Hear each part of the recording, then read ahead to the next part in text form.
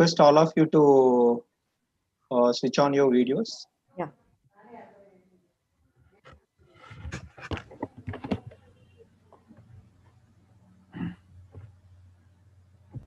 Krishna sir, we are live. Right. Okay. Good evening, everyone. Good evening to the panelists, attendees, and welcome to yet another session organized by Indian Speech and Hearing Association. Today, I was just looking at an interesting quote which says, "Knowledge is like money. To be of value, it must circulate. And in circulating, it can increase in quantity and hopefully in value." What an apt quotation. Keeping that in mind, knowledge is something that needs to be shared. We at Indian Speech and Hearing Association, myself, Dr. Krishna, and the EC members of ISHA have planned various events across India with the help of our branches, chapters, and the training institutions in increasing the knowledge about the profession and the professionals, audiologists, and speech language pathologists. There have been a series of events that we have organized during the course from the 1st of December. Yesterday, we had an interesting discussion on the role of genetics in communication disorders. If you have missed it, don't worry. You can still see it on YouTube channel ISHA Annuals. All the earlier videos also are available, and we request you all to look in them and then be aware of the profession and the professionals. Tomorrow, we are having another interesting session, aphasia rehabilitation. You can join tomorrow on the same time. There's a slight variation in the time. It's at 5 o'clock. So we request you all to join a little early tomorrow for the sessions. Please note, there is a change in timing. It's at 5 o'clock. Today, we are having an interesting session on cochlear implants: why, when, who, how. The panel consists of interdisciplinary personnel and members. The panelists have got expertise in the academics, in the research, in the industry, and the clinic. We cannot expect such a better panel than this. But this session is being sponsored by Medal and Advanced Bionics. Before we go and introduce today's panelists and the moderator, I would invite Mr. Achaya, who is the chairperson of conventions and events in the ISHA EC, to say a few words about ISHA and our purpose of doing these annuals. Over to you, Achaya. Thank you, sir. Good evening, everybody. First of all, on behalf of EC of ISHA, I welcome you all. As you all are already aware, ISHA, Indian Speech, Language and Hearing Association, has been conducting the awareness fortnight, speech and awareness fortnight, since many years in the month of December. So in this regard, this year, it was planned, ISHA EC and its committee members planned to make it big. So in that regard, we came up with Speech and Hearing Awareness Annuals 2020, and with the idea to rope in all the associations and institutes, members, private practitioners, and anybody and everybody who's associated with ISHA, so that we will come out as one, and we'll be able to help the public reach us better, and so that it gives them better solution for any speech and hearing problems. So in this regard, this Speech and Hearing Awareness Annuals 2020 has been conducted. A lot of effort has been put in the background to organize for all this. maybe from about 6 months, the discussions have started about how to conduct, whom to invite, and what all has to be done. And finally, we have reached the stage where we are all able to see that such great discussions, such great panel discussions are going on each and every day. And I hope today is also going to be one of those days where the conversation and the panel discussion is going to be great. I wish the moderator and the panelists and everybody listening all the best and have a great evening. Thank you, sir. Krishna sir, over to you. Thank you, Mr. Achaya. And going further, just to give you a little more information about the session. The session is, which the theme of these entire events is speech, language, and hearing assets across the lifespan.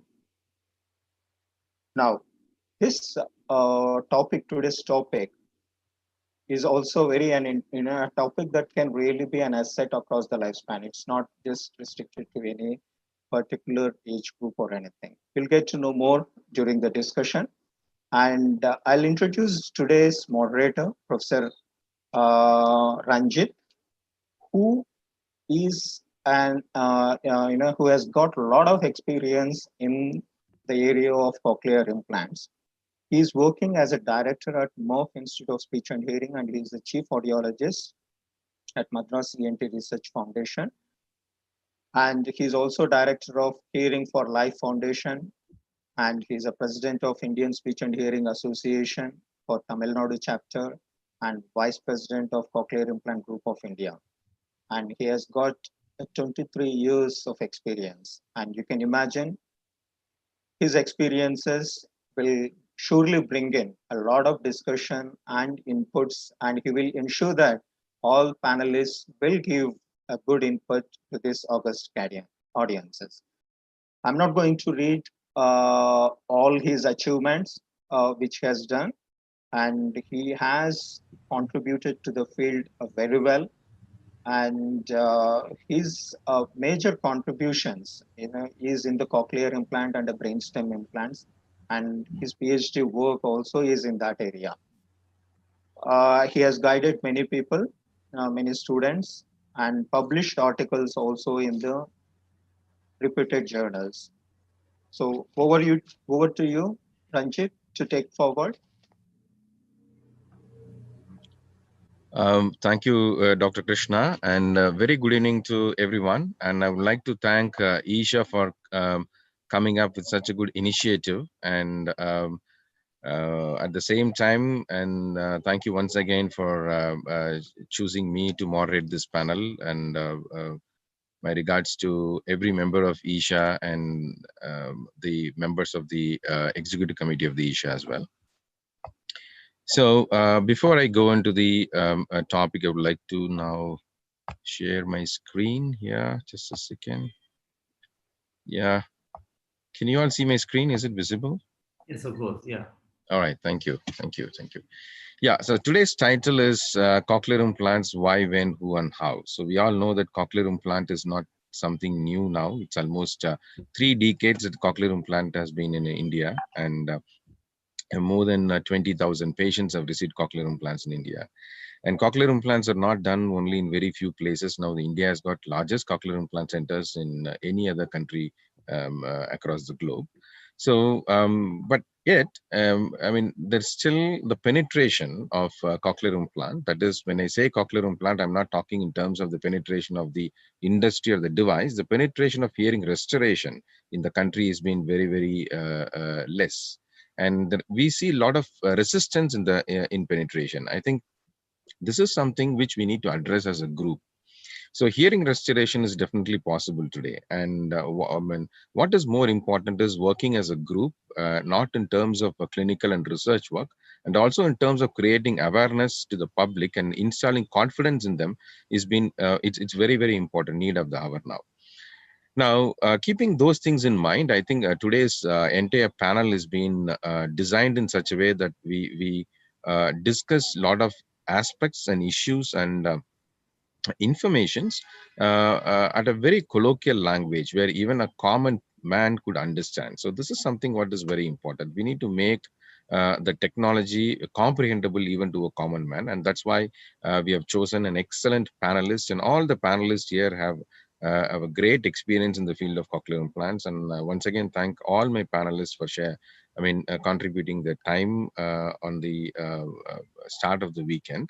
So without further ado, I would like to introduce my panelists. I would like to introduce Dr. Manoj Maniko. He's an accomplished ENT surgeon from Calicut, and Dr. Sunil Narayan Dutt, another ENT surgeon from Bangalore. But unfortunately, Sunil could not join the meeting today due to some official reasons. And from the audiologist end, we have our senior audiologist, Dr. Madhuri Gore from Bangalore, Dr. Chandan from Kolkata, Meenakshi Vedera from Delhi, Dr. Navneet from Jammu, and Ms. Shailaja Timmaraju. She's a clinical specialist in Medal. Ms. Rashmi Deshpande, she's an accomplished habilitationist and a speech language pathologist working in cochlear implant from Bangalore. Mithila Punacha, she's a clinical specialist and also a speech language therapist in Advanced Bionic. Ajimsha Karim is a very senior audiologist and a clinical specialist working for Advanced Bionics. Ms. Shabnam Fatima is again a speech language therapist working in Medal, and Ms. Pooja Behra, a speech language pathologist and clinical specialist working for Medal. I'm very sorry I couldn't read the elaborate biodata of everyone considering the time, because we have a huge panel, a lot of panelists here. I mean, we don't want to eat much of the time introducing in detail, but I'm sure, I mean, I would like to tell all the participants that all the panelists here have got extremely great experiences in the the field of cochlear implants. And we also have two interesting panelists, a silent panelist, who will also be answering some of the questions. One is Miss Arni, Arni Banerjee. She's a cochlear implantee, now residing in Kolkata, and we also have Sanvi. She's also a cochlear implantee here. So they're also going to give their feedback on certain aspects of cochlear implantation. Now, to begin with, I would like to give a brief information about the incidence and prevalence of hearing loss in the country. So we all know that hearing loss is one of the commonest handicap all over the world, and where the WHO has estimated almost 5.3% of the world population have disabling hearing loss, among which 91% are adults and 9% are children. And predominantly, to be very specific, the disabling hearing loss is very common and very high in Southeast Asia and Asia Pacific region, and India has got the highest among all the Asian countries here. Now, looking at the India, almost 6.3% of the people have significant hearing loss, out of which 7.6 have an onset of deafness during the adults and adolescence period, and almost 2% is childhood period. But of course, this data is not very accurate. I'm very sure that everybody will agree this, we'll have more than 2%, just not 2% here.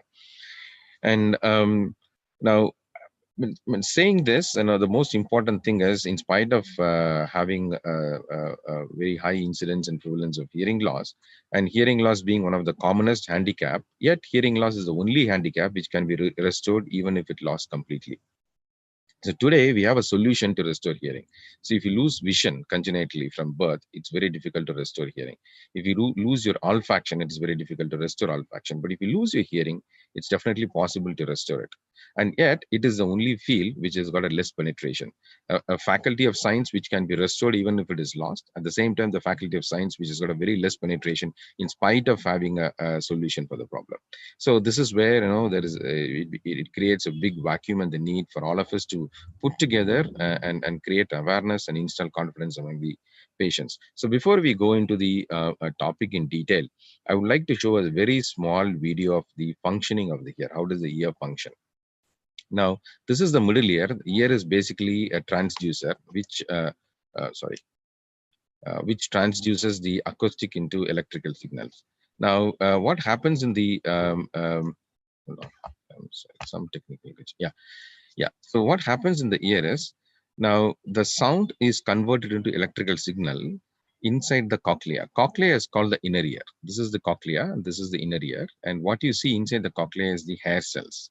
The function of the hair cell is to convert the mechanical movement into electrical signals. And these electrical signals are then taken by the nerve to the auditory cortex in the brain for us to perceive it as a sound.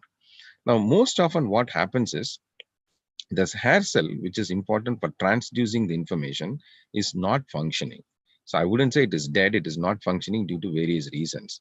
When the transduction doesn't happen, the transmission is also not happening. So the sound is not converted into electrical signals. And because of which what happens, we are not able to hear. So any information which has to reach the brain has to be in the form of electrical signal. The brain will only process electrical information. Now, this particular cell, the hair cell, if this does not do the function, that is convert the sound into electrical signal, which leads to a sensory neural hearing loss, or to be very precisely, a sensory hearing loss. And if there is a problem in the nerve that takes the signal to the brain, then again it causes deafness, which is a predominantly a neural deafness. So now, in vast majority of the patients who's born with congenital hearing loss, what happens is the transduction is not happening due to various reasons. So because of which the sound is not converted into electrical signal. So this is something which we need to keep in mind before we go into cochlear implant.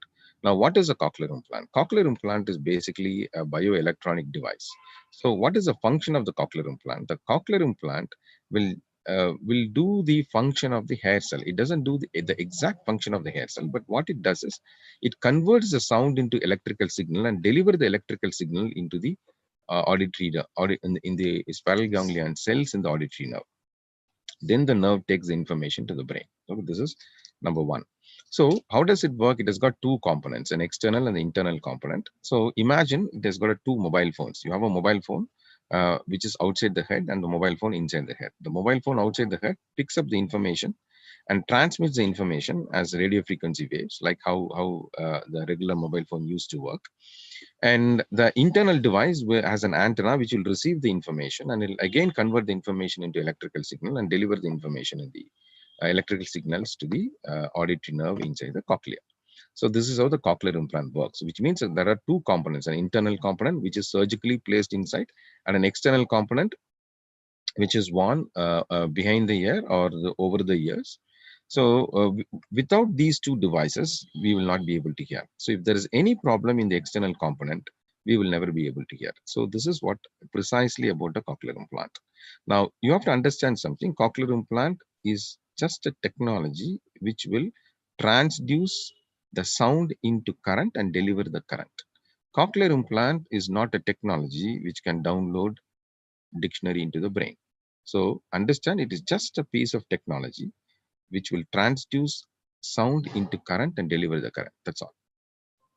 Now, having said that, now we will move on to the important part of the panel. Now, we've been talking about hearing loss, and we know that there are more than 6.3% of the children who are born with congenital hearing loss. Now, the question here is, now, how early can a child with hearing loss be identified? So how early we can identify and how to suspect a hearing loss within the family. Now, I would like to direct this question to Dr. Madhuri Gore. Madam, can you please highlight, based on your experiences for several years, how early we can identify hearing loss? Madhuri, ma'am. Yeah, thank you, Ranjit. So about how early it can hearing loss can be identified now, with the new technology available, such as it can be identified before the newborn baby can leaves the hospital.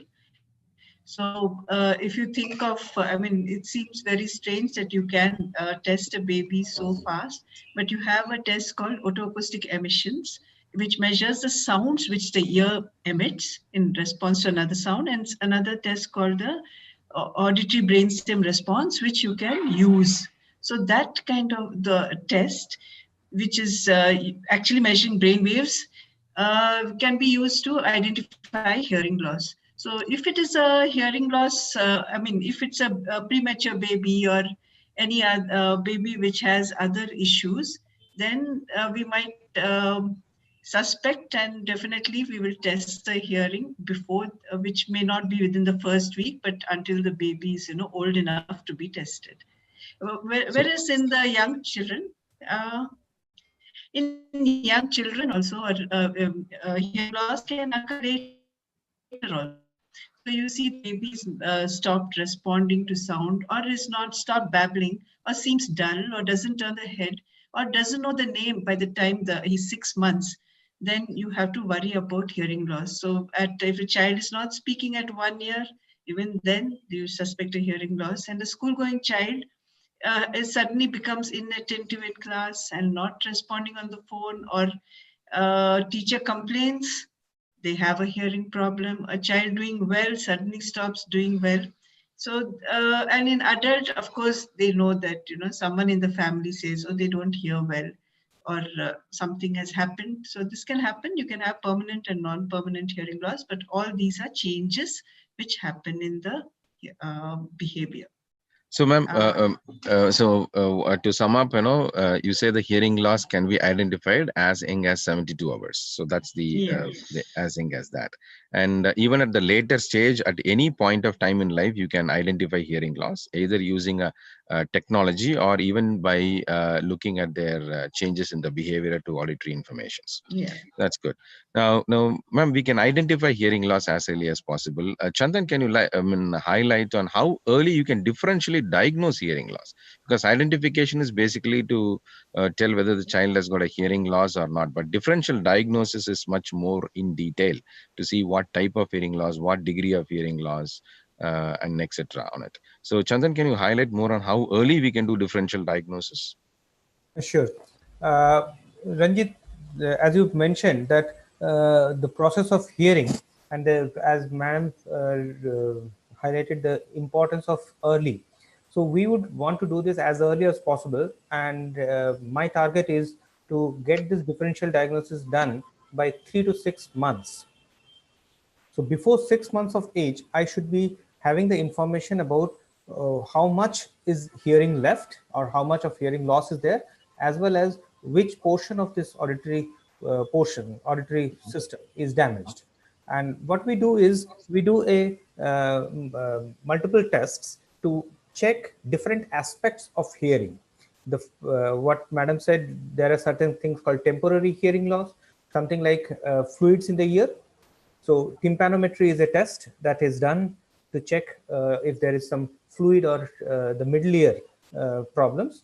Then, as madam said about otoacoustic emissions, if tympanometry is fine, then otoacoustic emission is done. And behavioral BERA or ABR, as it's most popularly called, is done to check if the child is hearing and his nerves are responding properly. So that can also give us the degree of hearing loss and the amount of hearing that is left. Along with this, I also do a check of the whole system wherein we observe the behavior, also certain reflexes like the acoustic reflex are measured. Now, a combination of such tests gives us very precisely not only the degree of hearing loss, but also at different frequencies, how much of hearing is left and can be used. So that is very important to know by 3 to 6 months of age. Right, Chandan. So what you're trying to tell us, as an audiologist and speech language pathologist, primarily as an audiologist, so I mean, we are not here to tell just whether the child has got a hearing loss or not. So we should be able to explain to them, differentially diagnose, like whether they have a hearing loss, whether it's an isolated hearing loss or a syndromic hearing loss, whether the type of hearing loss, degree of hearing loss, the possible identification of the lesion, and possible management options, and everything we should be able to answer to them when they come to us. So that's only possible when we do a test battery, just not 1 or 2 tests. So the information to the people here is just one test alone cannot help us in differential diagnosis. So they have to undergo a series of investigations, which may take 1 or 2 days, especially in very young children. So we have to patiently undergo these tests, and so that we'll have a complete information about the auditory, the complete auditory assessment of this child. Right. So, Chandan, can you also highlight about the pre-operative evaluations required to determine candidacy for cochlear implant? And apart from the test, what you have mentioned now. So now we are moving from differential diagnosis to the specific evaluations for determining candidacy for CI. Yeah. See, basically, once I know that this child definitely has a lot of hearing loss and needs a management, my first thing is what can we do about this hearing loss? So, Right. our first first solution is obviously a external hearing aid, which is the least hassle, and then see how much of hearing can we give this child with a pair of hearing aids. Excellent. Then so that tells me that I need to make this child hear. Now, can I make the child hear with a hearing aid? If no, then I have to think of alternates. And one of the alternates, when hearing aids are not enough, is cochlear implants. So first line is whether an cochlear implant is required or not. And this is done primarily by from the findings of all the tests that I mentioned, which talks about the degree and probable effect of such a hearing loss in the child's development. Excellent. And most important thing is, after putting the hearing aid, we need to find out how much of benefit this hearing aid is giving. If this hearing aid is giving enough access to sound. Now, access to sound is the primary requirement for a child's development, but that is not the only thing. From this access to sound, this needs to be converted to speech and language development, which is a process that happens in later in life. But what we can do is, yes, here the child needs to hear all the speech sounds enough and comfortably from a distance as well. Unless and until the child hears complete sound, complete speech from at least 8 feet distance, this audition is not going to be enough in future for speech and language development. So if the child is not getting enough benefit from hearing aids, we know that hearing aids are not enough and this child needs an cochlear implant.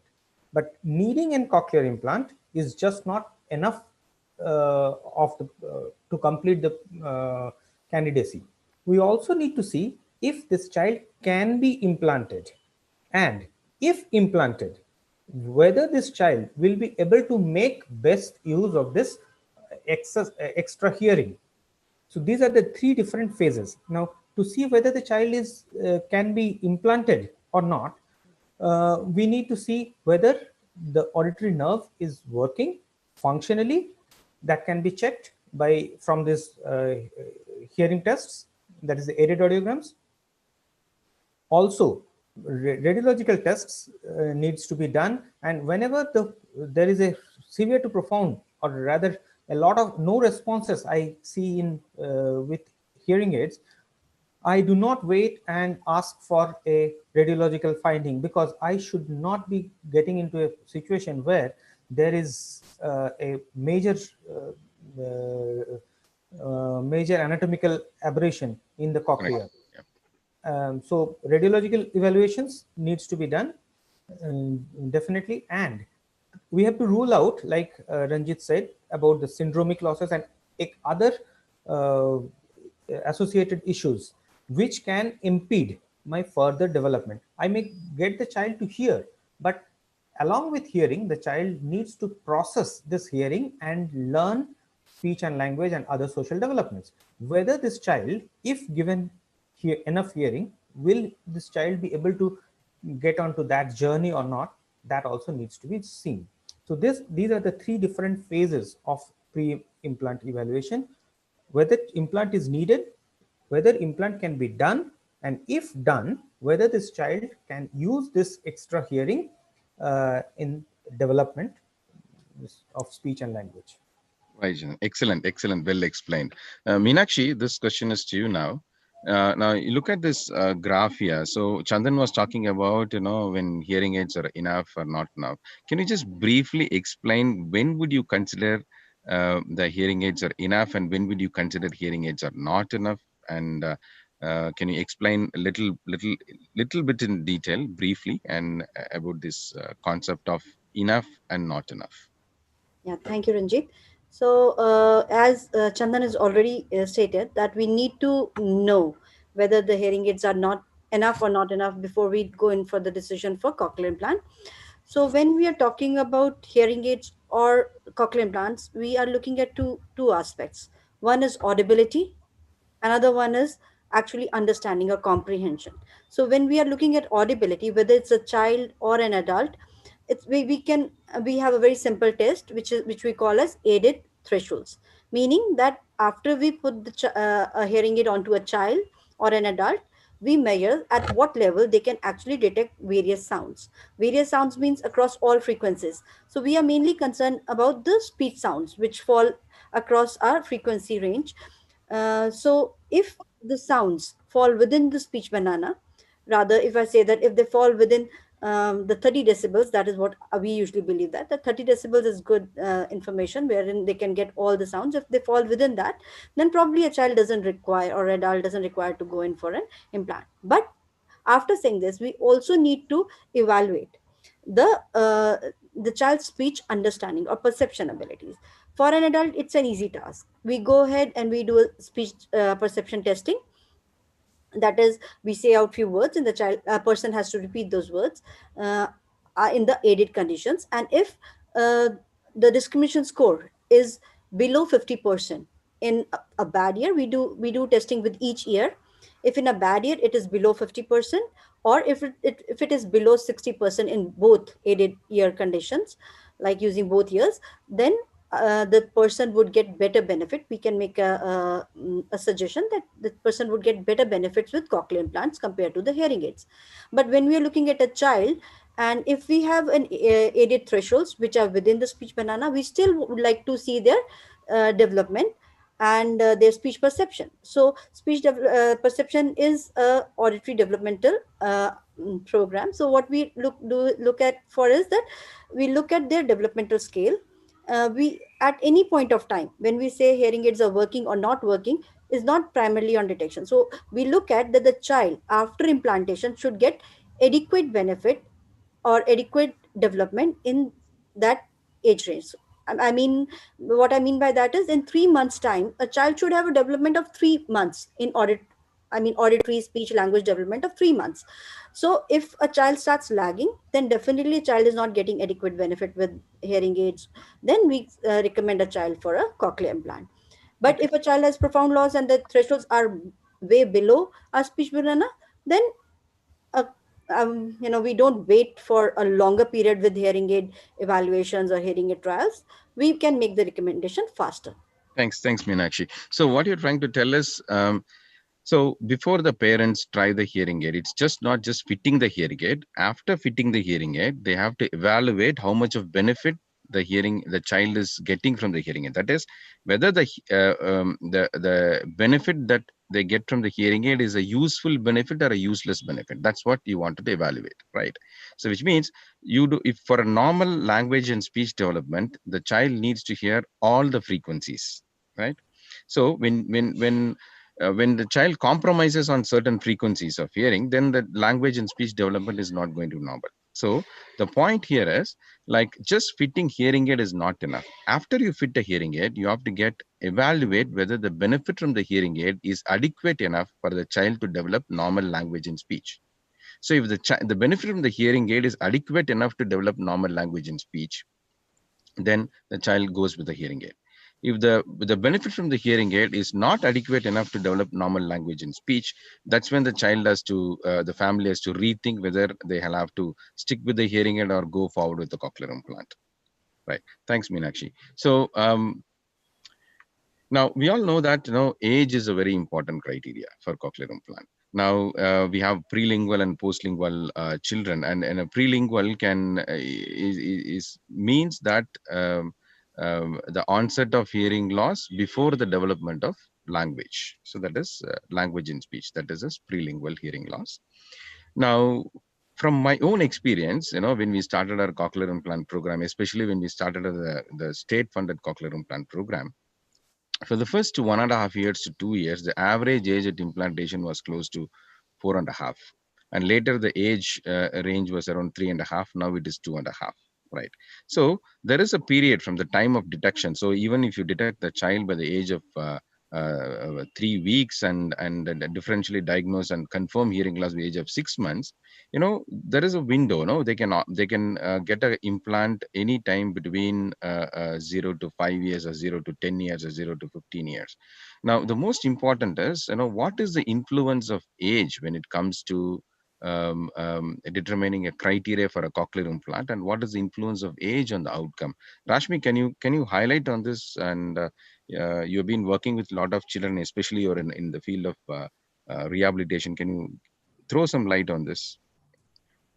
Yeah, Ranjit, like you said, when it comes to prelingual versus postlingual, or even the age of implantation, it does depend. I mean, the outcomes would vary a lot, and it does depend on the age of implantation. So if we have really young children, babies being implanted, maybe at the age of, let's say, 1 year or 1.5 years, what we've seen over a period of time, that yes, they'll have development in the listening skills, but also the speech and language skills, their communication skills would be much more better, and would come at par with their peers much more earlier, maybe by 3.5, 4 years of chronological age.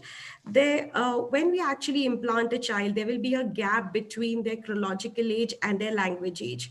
Now, if the child is implanted much more later, let's say, just as an example, at the age of 4 years or 5 years, what we see that the gap that we have to actually cover up is going to be much more huge. So when a child gets implanted at the age of 4 years, chronologically, the child might be 4 years old, but language-wise, communication-wise, the child is probably just going to be a few months old. So we have to actually work a lot harder, and the child is going to keep on growing in his age, right? I mean, the child is not just going to stay at 4 years. So we need to work really a lot harder to cover this age. What research says, what most of our experience says, is that then this gap actually never covers up. We'll always see this gap in some form or the other. Especially our main aim is in terms of educational outcomes. And what we see is that children who are implanted later, we always see that they will still have issues in terms of the educational outcomes.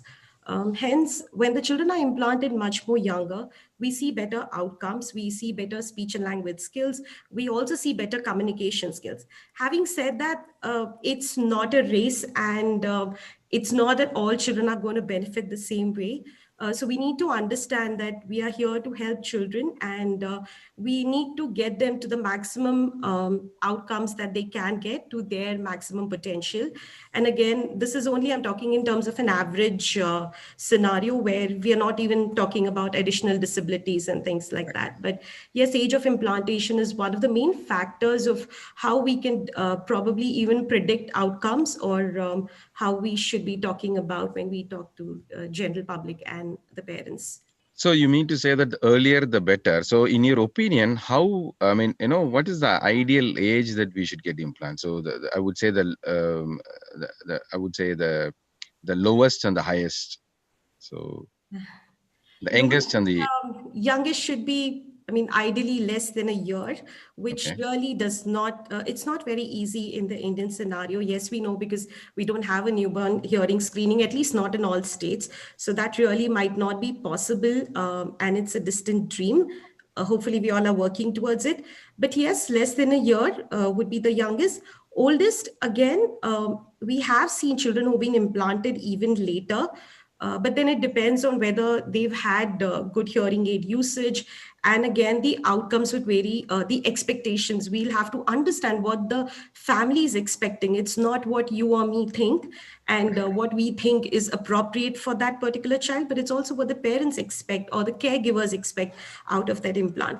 So we would have to measure that and then decide, probably give them the advice, and then they would have to decide for themselves. But yes, if they've had moderate benefit with hearing aid, and if they've been at least using the hearing aid, we've seen children being implanted even at 7 and 8, but the outcomes are not as good, and they would not only be auditory odal, they would probably need a little bit of visual communication also. Okay, so the message is very clear, irrespective whether the onset of hearing loss is before the development of language and speech or after the development of language and speech, earlier implantation is better, right?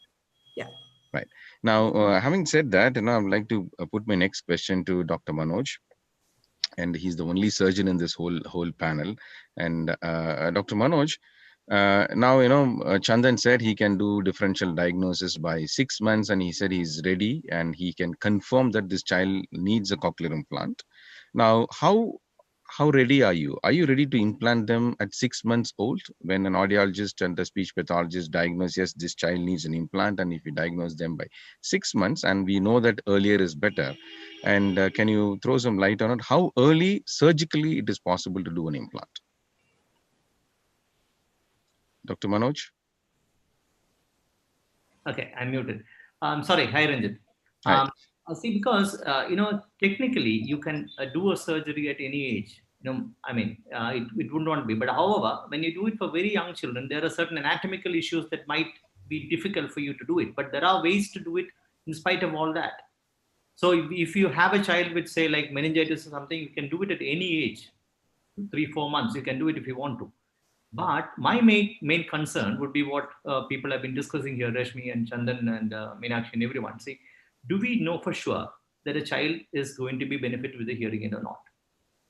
But here again, I would like to go back to what Chandan said. The rule should be 1, 2, 3. We should be able to screen by 1 month, fit a hearing aid by 2 months, and then see whether we make a decision or whatever by 3 months. Because if we are talking about implanting them early, and even though Rashmi said that in our country it's not possible, I think in our country it has to be compulsory, because we cannot afford to have bad children. I mean, if you're implanting children at 4 years and 5 years, we are going a whole step backwards. And in a country like ours, where there is a lot of challenges in habilitation, we need to get everybody on the table before the first birthday.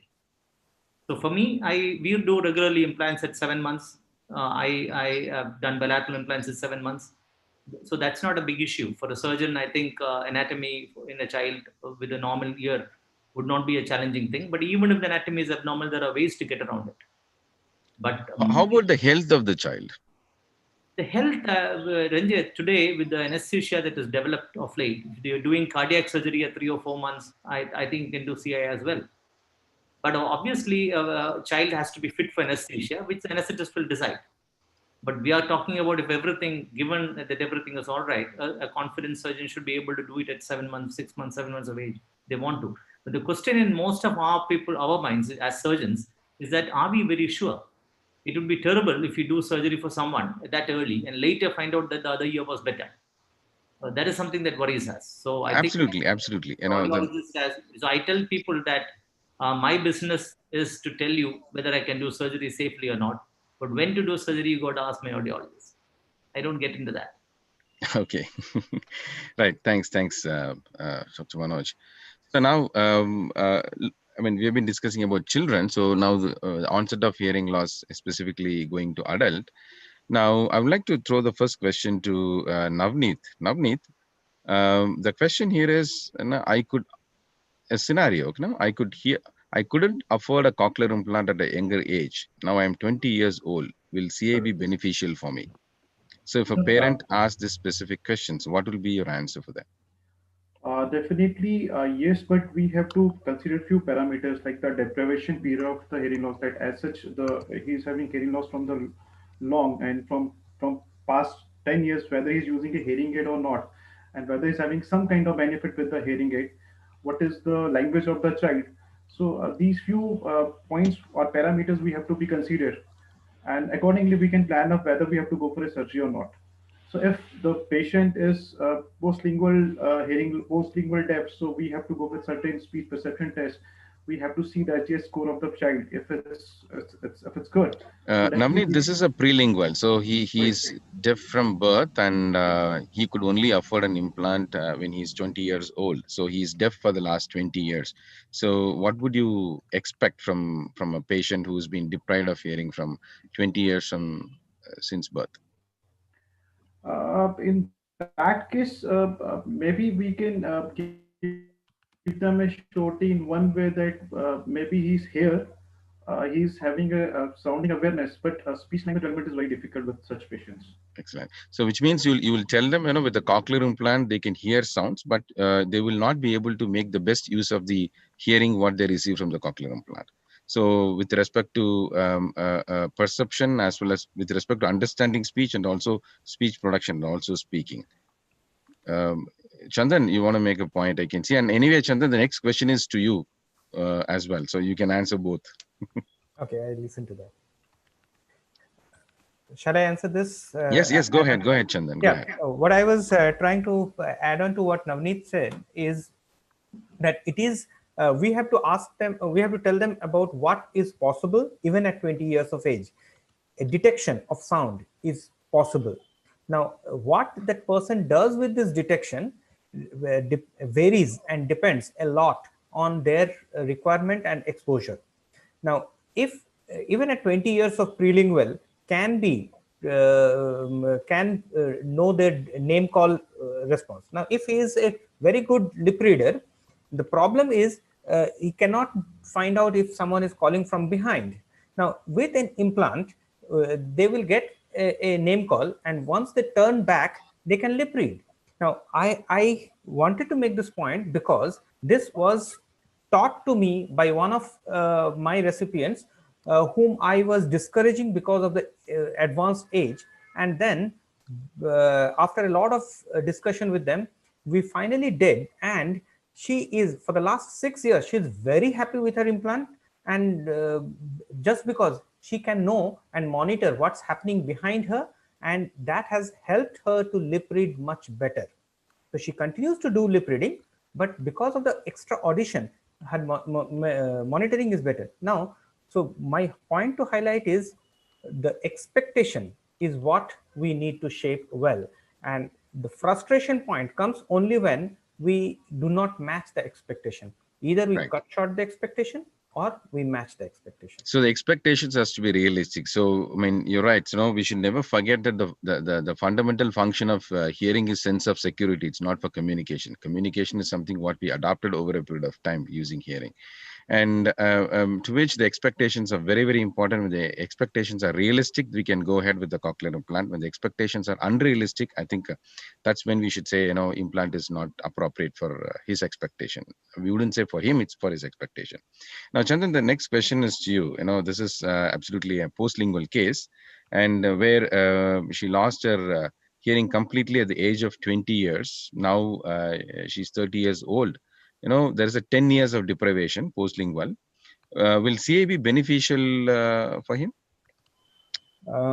See, we would need to do the testings first, definitely. But as if there has been no other issues, there has been no ossification, and if we can make sure that post implant we can make this person hear again as expected, 10 years of deprivation should not be a big impediment. Okay. Here. So you mean to say if the anatomy is clear for inserting an electrode, if there is no ossification or anything, if you know the etiology and if you look at the anatomy is perfect, then you can definitely make this, provide an implant for this patient, and the 10 years of deprivation is not as a great thing. So tell me, what is the maximum deprivation that you'd allow them or recommend them for an implant, beyond which you would say, no, the benefits are not going to be great from your experience? See, as the deprivation period increases, the brain forgets all the skills. See, listening or understanding by listening is a skill that we have acquired over years as we grew. Now, if that is stopped, if that because of profound hearing loss, if that stopped, then these skills get lost. And then as the deprivation period becomes more, revival of these skills become difficult. And so this is like more the deprivation, lesser is the amount of benefit. Now, how much of benefit is a benefit? This is a decision, individual decision by the recipient, and we should be able to draw a picture depending on the present performance and the cognitive skills of this person as to what kind of expectation can be matched. As for personal experience, we have implanted a person with 35 years of deprivation, and the kind of results that we got is this person continues to do speech reading, but does it much faster and does not require frequent repetitions. So that itself is a very satisfying thing for this person, and this person will not step out without the implant for even a single day. All right, thank you, Chandan. So we'll move to the next. Let's look into the expanding indications. Now, we've been so far we're looking at the straightforward indications. Now we know there are a lot of new indications coming up for cochlear implant as well. So one of the expanding indication is a single-sided deafness. So single-sided deafness means normal hearing in one ear and profound hearing loss in the other ear. That's what single-sided deafness means. Now, Dr. Manoj, do you think that cochlear implant is an option for single-sided deafness? And Yeah, Ranjit, I'm sorry.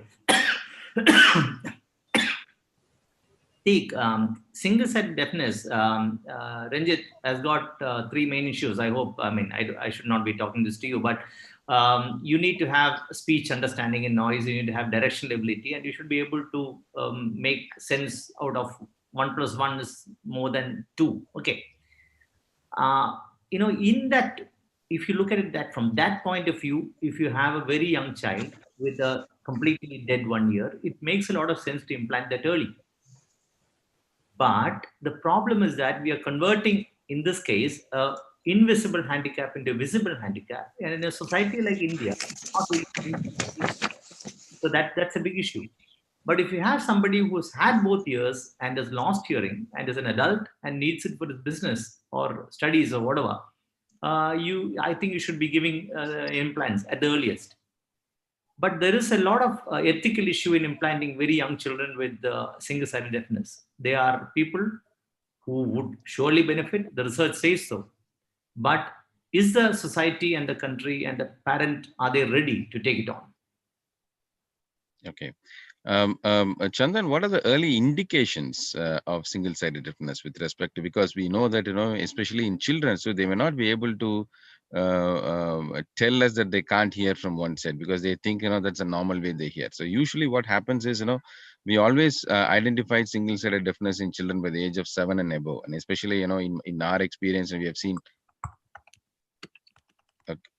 Hello, can you hear, Chandan?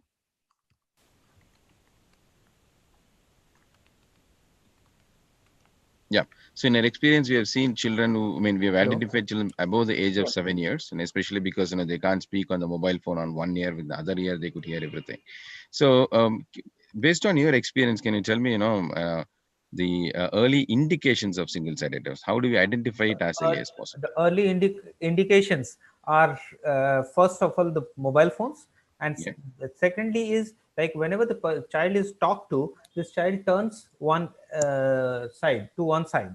And then another indication which has come out from my experiences is this child prefers to sit always on one side of the car. One of the child which came up, mother said that even if is a young child, even if I call this child from right side, she first looks at the left. Now this is for a 2-year-old child who has not started speaking yet. Now another thing which comes up here is, as Dr. Manoj was saying, unilateral hearing loss may not be causing a significant disability, but it also delays speech and language development, but because it reduces your exposure to speech stimuli, the experiences. Okay, so definitely phones, posture of listening, responding better from one side, or responding always to sounds by turning to one side, are one of the early indications.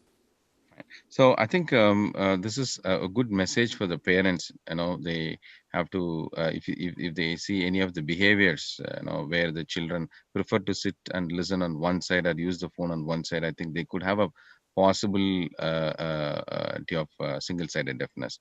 And Ajimsha, this is a question for you. And can you tell what are the advantages of cochlear implant in single-sided deafness, and the oldest age for cochlear implant in adult patients with single-sided deafness? So what is the the oldest age, the duration of deprivation of that hearing on one side? Yeah, thanks, Ranjit. when we look at the single-sided deafness, I agree to Dr. Manoj and Chandan what we were discussing so far. We are definitely making a disability into a visible thing when we implant on one side. But however, when you look at an SSD, you understand that the patient is relying on one side for their better hearing. So imagine if some years down the line, if something goes wrong with that ear, which is a normal ear, then there's no intervention which has been done at the right age, for them to lie back on that implant. So we definitely need to do the intervention in advance so that we at least restore their hearing back on that side. So that if by chance, if something goes wrong, even on the better side, they already have an implant on the other side and they could rely. That's one part of your question. Coming to the second part, again, related to the age, like, Chandan was again saying earlier about the prenatal deafness, or looking at the duration of deafness and its implication on the hearing loss. The same applies even to a patient with single-sided deafness. Like we all know, the function of the ear is just detection of sound, right? And we hear through the brain. So when we give a signal or we restore the sense of hearing through a means of implantation, it's a function of the brain to pick up that signal. Now here we have a big advantage because the other side, which seems to be the normal side, was giving good amount of information, good language development, or all the functionalities has been developed in the brain. So this would be aiding much better compared to a patient with, let's say, bilaterally deaf and then you implant at a very later age. So the implication would be much better in this scenario, in my opinion. Okay, so it's a very good point, Ajimsha. So the point is, the reason why you have to restore hearing on the poorer side is, just to make sure that the child also hears from the poorer side. And the most important point what you highlighted is, you'll have to monitor the hearing on the better side, right? So in case if they don't do an implant, you should monitor the hearing on the better side, because the hearing loss is something, you'll only be able to detect when it has reached a substantial level. If there is a loss of 5 dB or 6 dB, it's very difficult to detect in a child. So that's a very important point. Now, Dr. Manoj, this is a very, very common question that come across whenever we have a patient with a thin nerve, especially. So can you just give some information about what this thin nerve means? And what is the, what do you actually as a surgeon see in the your CT and MRI? Okay. Thanks, Ranjit. So I do not know if I can use a pointer here, but I can't. But if you look at the picture on the left, you see those lines. You can see one F, one C, one S, V, and one IV. Now, these are the 4 nerves that come to the ear. Now, the F is the facial nerve, the nerve that moves muscles of the face. C is the cochlear nerve. And the other 2 nerves, the superior and inferior vestibular nerve, is a nerve for balance. Now, these nerves, the vestibular nerves actually are joined together. But if you look at that, you should know that the cochlear nerve must be the largest nerve. Now, if that is not the largest nerve, then something is wrong. If you look at the picture on the right, you see here the cochlea there as a little, it's like a little donut. You can see that cochlea. So, and then you can see a black line going to that cochlea, which is a nerve. Now, when you see these 2 things, you are reasonably confident that if you do an implant, the child would get benefit. Reasonably confident. I'm not saying 100%, but reasonably confident. But if you look at the picture on the left side, the bottom picture, you can see 3 nerves and little dot of the cochlear nerve. See the C is missing there. You can see a little faint thing. So here you are seeing the facial nerve, you're seeing the superior inferior vestibular nerve, but you're not actually seeing much of the cochlear nerve. See here, what you see is a thin nerve. Now, this is something that is so important because, Chandan did mention it earlier. If a patient comes to him for hearing testing and the hearing loss is profound, the first thing he does is imaging. I would say the first investigation after a very severe hearing loss, not even profound, should be an MRI. You don't have to do a CT at that age. But if you get imagine that you see this patient, okay? Imagine that you are seeing a small little shadow of the cochlear nerve. Cochlear nerve is not technically absent, but it is there, but very small. Now, here is where the audiologist comes in. See, we surgeons don't have to use much brains here because, we can implant all these people. But whether to do or not is an audiologist business. Now, if an audiologist is able to assess the child's behavior, if there is some response on conditioning testing, so you give some sounds to that ear and the child is responding meaningfully. Then you give a hearing aid and the therapist says, yes, this child with the hearing aid switch on, showing a change in behavior. Now, these children should go for a CI. Irrespective of the fact that the cochlear nerve is big or small. Because there, the benefits of cochlear implant versus ABI is going to be truly in favor of CI. But a thin nerve is useful only when you handle it very early, which means that you should not be implanting the children at 7 or 8 or 4 or 5. It is not going to work. If you actually see a cochlear nerve and there is a response, then fine. This child is a sure CA candidate, not an ABA candidate. Imagine if you don't see a nerve. Now, this nerve could be a combined vestibular nerve and a cochlear nerve. Here again, if there is an auditory response, you still do CI. But if you don't see a nerve at all, this case is a clear ABI case. Now, if you don't see the absent cochlea, absent nerve, surely there is no nerve. You can see only one nerve, and that's actually facial nerve. It's a clear ABI case. But there are a lot of things in between. So here's where, between the age of 3 months when you diagnose hearing loss and then you're done in imaging, and 6 months, or those 3 months have got the weight of worth its weight in gold, where an audiologist will decide whether this child has got something reaching his brain with an auditory stimulus. And those children will benefit from a CI, even though the benefit is not as good as somebody with a normal nerve. Does it answer your question? Absolutely, absolutely. So what you're trying to tell is, even if the nerve is very thin, the first choice of treatment is a cochlear implant. When the nerve is completely absent, then you can think of a brainstem implant. Yes. Right. Thank you very much, Dr. Manoj. And the next question is to you as well. Now, we move on to decision making in CI. So now, as a surgeon, see, because one of the commonest questions that we always get from the patients is, what type of implant do we have to choose, right? So this becomes an audio. I mean, there is some amount of audiological decision in that, but the most of the decision is the surgical decision. So, as a surgeon, what is your thoughts on choosing the internal implant, and what would you factors that you would consider, and on what basis you would choose? Now, for me, when somebody comes to me and asks what implant would I like to use for your child, my standard answer is this: if your cochlea and the nerve is normal, whatever reliable implant that you use, and right now the only criteria that we have for reliability is an FDA approval. Unfortunately, we have nothing else. So I would say that whatever FDA approval that you use, you're going to have benefit. I will not get into that thing with you, because I would actually tell people that it's up to you to do your research work, ask somebody and choose your internal implant. I don't get into it. But however, if there is something different, like for example, somebody's got a very high residual hearing, there's a lot of good hearing in the lower frequencies, only hearing loss in higher frequencies, then I would try to use an electrode which has got the ability to save residual hearing. For example, a very thin or a flexible electrode, all companies have them. I would use them to save the residual hearing. If the patient has got an anomaly, if the cochlea is abnormal, I would like to use an implant that will not stimulate the facial nerve, or which will cover the entire abnormal cochlea properly. Or if it is a small cochlea, I would like to use a small implant which will go only to that part of the cochlea.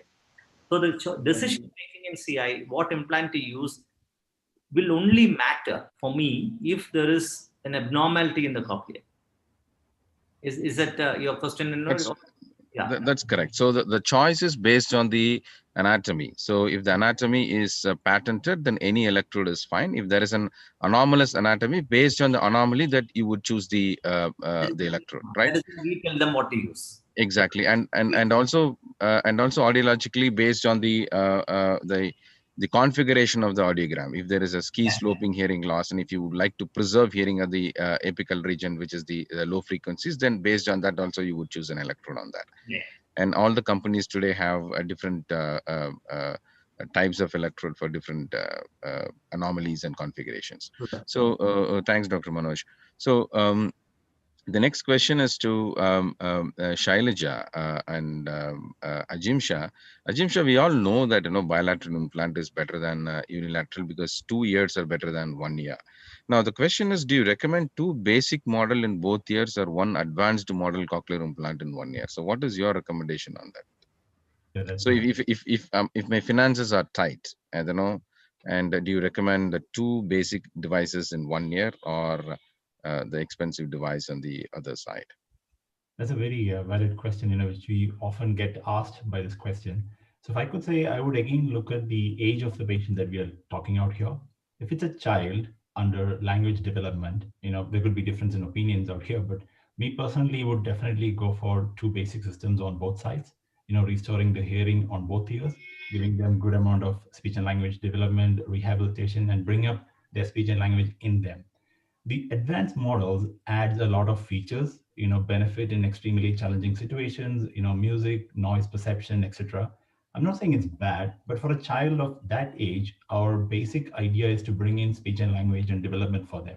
So for me, I would personally again go with two basic models for a child. However, let's take a consideration of a working adult, whether he need to go into different meetings, he need to get into different scenarios for his work needs. For them, I might still recommend one advanced system where he could, pair his phone to his device, pick a phone call from his customers, attend the meeting pretty easily, and on and on. So for me, I would select, or I would recommend a bilateral or a unilateral, or there's a high end or a low end, depends on the age and the kind of job they're involved for a recipient. Shailaja, do you agree with Ajimsha? Do you differ something from what he said? So I would agree with what Ajimsha just said, that if it is a child, it's very important to have bilateral stimulation, because we need to understand that not just like bilateral. Why is bilateral important in a child? Because it preserves the integration of even the auditory pathways. To going ahead, you don't want the child to end up developing processing issues because only one ear has been stimulated and the other ear is not. And also it would give them increased auditory sensitivity, sound source localization, all sorts of normal development that needs to happen in the child will happen if we use the complete anatomy of what nature has given us. So yes, I would say go with both ears if it is a child. And like Ajimsha just said, you can consider maybe a unilateral one advanced model. Having said that, if finance is the issue you have put forth here, then the internal implant has to be chosen with one aspect in mind, that internal implant is there to stay for a long period of time. But the external processor, the technology, that developments that are happening can also be accessed later on when the finances are available. So that is also another thing one can think about. Since you made this point, I'll just throw the next question to both of you because you represent an industry. Now, in your industry, do you give the option to the patient to mix and match the internal and the external device, or you are very rigid with certain combinations? No. I would like to. Can I go first? Yeah, please. Yeah. So there's no restriction as such. Anybody can, the way the internal implant and the external processor are made, that they are compatible with each other. So that is one of the major things one needs to consider, that one can pair anything with anything. So patient always has the choice to choose. Okay. So is it the same, Ajimsha, with advanced bionic as well? Yeah, it's the same. We would definitely, it's something we will never want to compromise is the technology that they're going to put in. So something that always been in AB philosophy, that not to give an outdated technology. When I say outdated technology, like developed markets like US or other markets might be moved on to a different set of technology. In India, we might be still using an older technology because of the price factor, which we don't get into that. So our philosophy is for any patient, no matter they go for a bilateral or unilateral, low end or high end segment, would like to give the most latest implant to just put into the head. Okay, so so the point is very clear. So even if you want to go for a two lower end models, please pay attention that the internal implant is the latest one, so that it's going to stay for a longer time. So that's one of the thing. Well, and the next question is also directed to both of you. Maybe Ajimsha can take first. When it comes to the bimodal hearing, where where you have the implant on one side and the hearing aid on the other side, the question is, when do you recommend to use hearing aid on the contralateral side, and what to what level of hearing loss do you recommend hearing aid on the contralateral side, and what point of time do you recommend? So for example, they receive a cochlear implant and immediately you put a hearing aid, or they'll have to use an implant for a period of 2 months or 3 months, and then you want them to introduce a hearing aid on the contrary side? And what are the latest technologies that you have when you put a bimodal? Because of there are new technologies coming up with the synchronizing with the electrical and the acoustic informations. If I could say, like we were discussing earlier, like Chandan was mentioning that, for any child who's going for an implant, we would like to try a hearing aid first, and then, we move to a cochlear implant. But now with the recent technologies, what we even advise, the moment that you decide that this patient will end up getting a cochlear implant, we like to put a hearing aid which has almost similar functionality like a cochlear implant. When I say functionality, is about the synchronization. So after the cochlear implant, let's say you are putting an implant on one side and hearing aid on the other side.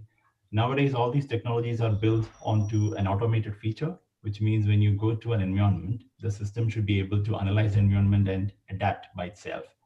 So what happens if we use different analogies on both ears? Let's say the cochlear implant and the hearing aid has a completely different unsynchronized method of processing those signals. Imagine that your patient walks into a room with a lot of noise. The algorithm on the implant would say that, yeah, it's a noisy environment. Let me activate all the noise reduction features.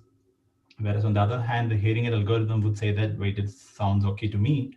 I would still work on a basic mode. So all the noise that's been reduced by the implant on one side has been added back by the hearing aid on the other side.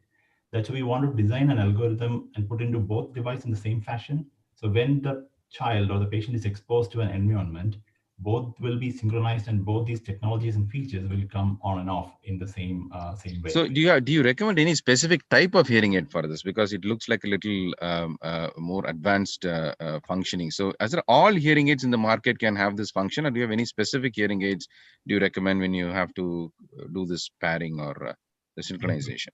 So for example, with respect to advanced bionics, if you need to have this kind of synchronized stimulation and sharing of audio signals between an implant and a hearing aid, we would recommend a specific model called NIDA Link hearing aid, which is specially designed to work with advanced bionics cochlear implant system. So you can work as a standalone hearing aid, plus all these additional features that I just mentioned will be applicable in the other side. Okay, so only with the NIDA series of hearing aids, it's possible to link. Good. So Shailaja, what is your take on this? Can you hear me? Yeah, we can hear you. Yes. Okay, yeah, perfect.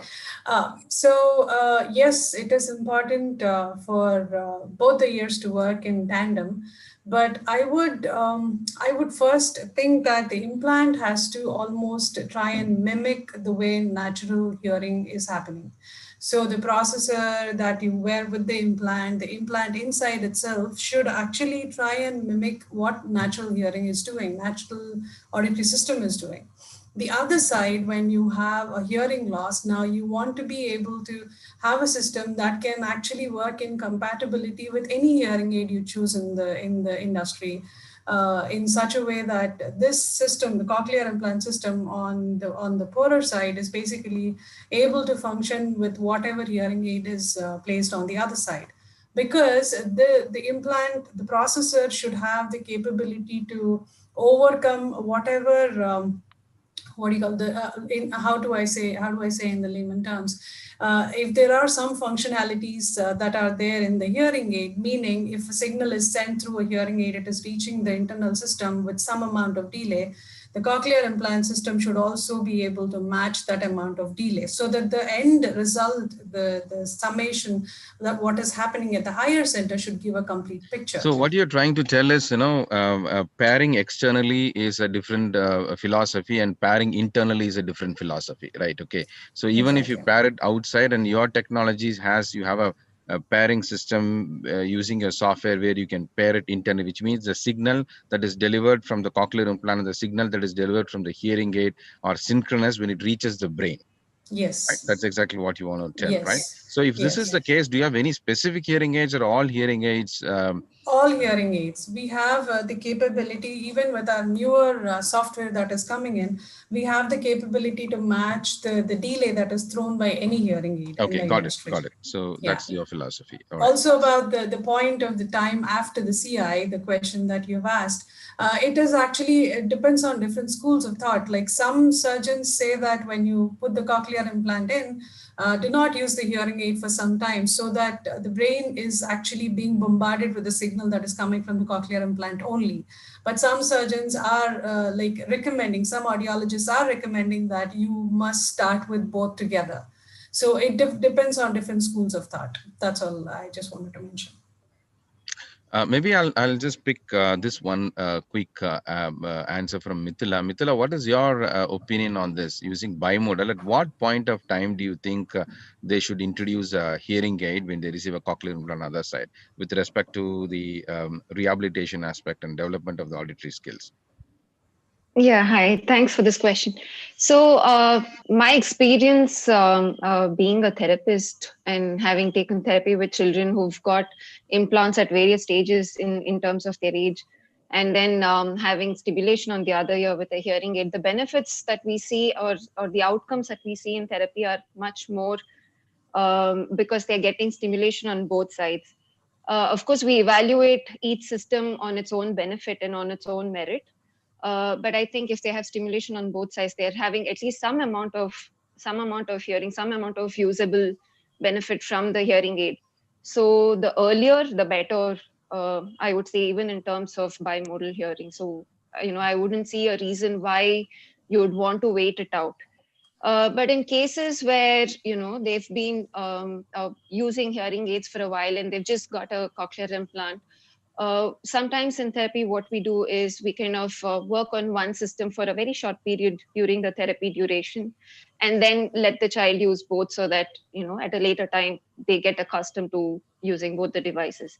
But just to kind of look at the benefit of one device and let the person experience the success from one device, we may actually switch on one for a little, very, very brief period during therapy. But really, I wouldn't see a reason why we need to delay putting on a hearing aid on the other side. Okay, so the next we have a very, very interesting person. So so far we have been discussing about this bimodal and bilateral, based on our experience with our implantees. But today we have an implantee who's been experiencing the bimodal hearing by herself. So we have Sanvi. Sanvi, you're here. Are you here?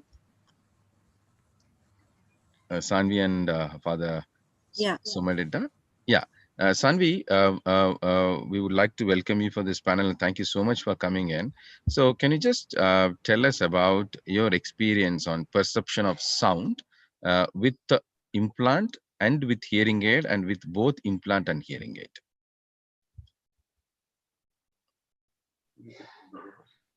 Can you all hear me? Yeah, we can hear you, Sanvi, very well. Go ahead. Hi. Hi. So, Shom, do you want to repeat the question because she was not attending? Oh, sorry. Yeah.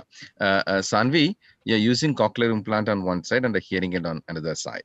So yes. Can you just share your experience on how do you perceive speech and sound with cochlear implant alone, hearing aid alone, and with both cochlear implant and hearing aid? Yes. When I most of the time use only hearing aid. Most of the time I only use hearing aid. So I don't really realize if I don't really realize the difference between the cochlear implant and the hearing aid. But if I'm only using cochlear implant and the sound goes low, so I can't really hear that much. And if I'm only using hearing aid, I still can hear, but not so well when I'm using cochlear implant and hearing aid together. So when you're saying low, you need to elaborate. Is it the clarity? Is it the volume? What is it? Like my speech and the sound goes very. Is the volume going low? Yes, the volume goes low, so I cannot hear that well. My speech also reduces. Like at the moment I'm wearing both together. Yes, both together, so it's much more easier. Yeah. All right. Okay. So Sanvi, you're telling that when you use both cochlear implant and the hearing aid together, the perception of sound and speech is much better compared to using either a hearing aid or a cochlear implant. Yes. So that's a very great message for the audience who's watching it, and the parents and those who are having a cochlear implant. It's a good motivational message for them to consider a hearing aid on the contralateral side. And thank you so much, Sanvi, for your presence and your Yeah, please go ahead. Yeah. So if I can add on, I Yeah, think please. what she meant actually is, Tanvi, you can also tell me if I'm correct. Yeah. So when she's using only the hearing aid, so the volume is okay, but the clarity becomes an issue. However, when she's using only the cochlear implant, the volume goes a bit low, clarity might not be an issue. And when she wears both, then of course the clarity and the volume is better. Excellent. Great. Thanks.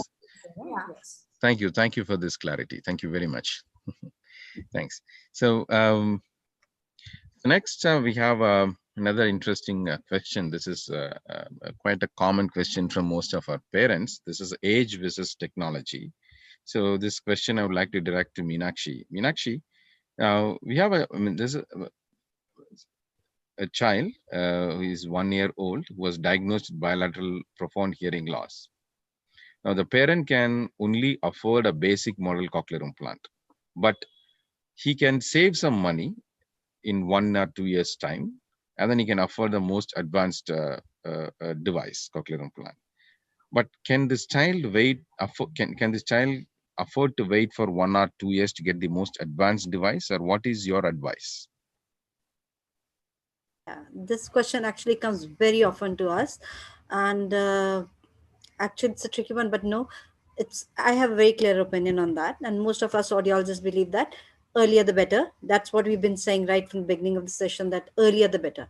So whatever technology, if we have no other contraindications or no other anatomical issues, then definitely waiting is not the right thing. They should go for whatever implant they can afford now. They should go for that. They can always upgrade the external processor, external devices when they have extra funds. But at least we would start giving the stimulus which is required for the language development, or the otherwise we know the concept called auditory deprivation or neuroplasticity that sets in with age. So if we delay, definitely the benefit, even if they delay for 1 year, the benefit the child would have got at doing a prior implant at an earlier age, we would reduce that benefits for the child. So I would say that earlier the better. So whichever implant they can afford now is the right choice.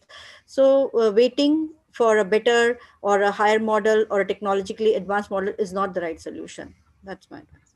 So you mean to say the benefit that they get out of the most advanced technology is very, very insignificant compared to the benefit that they get the implant at a very younger age, even if it is a very basic implant. So the priority is the age, not the technology in this case, right?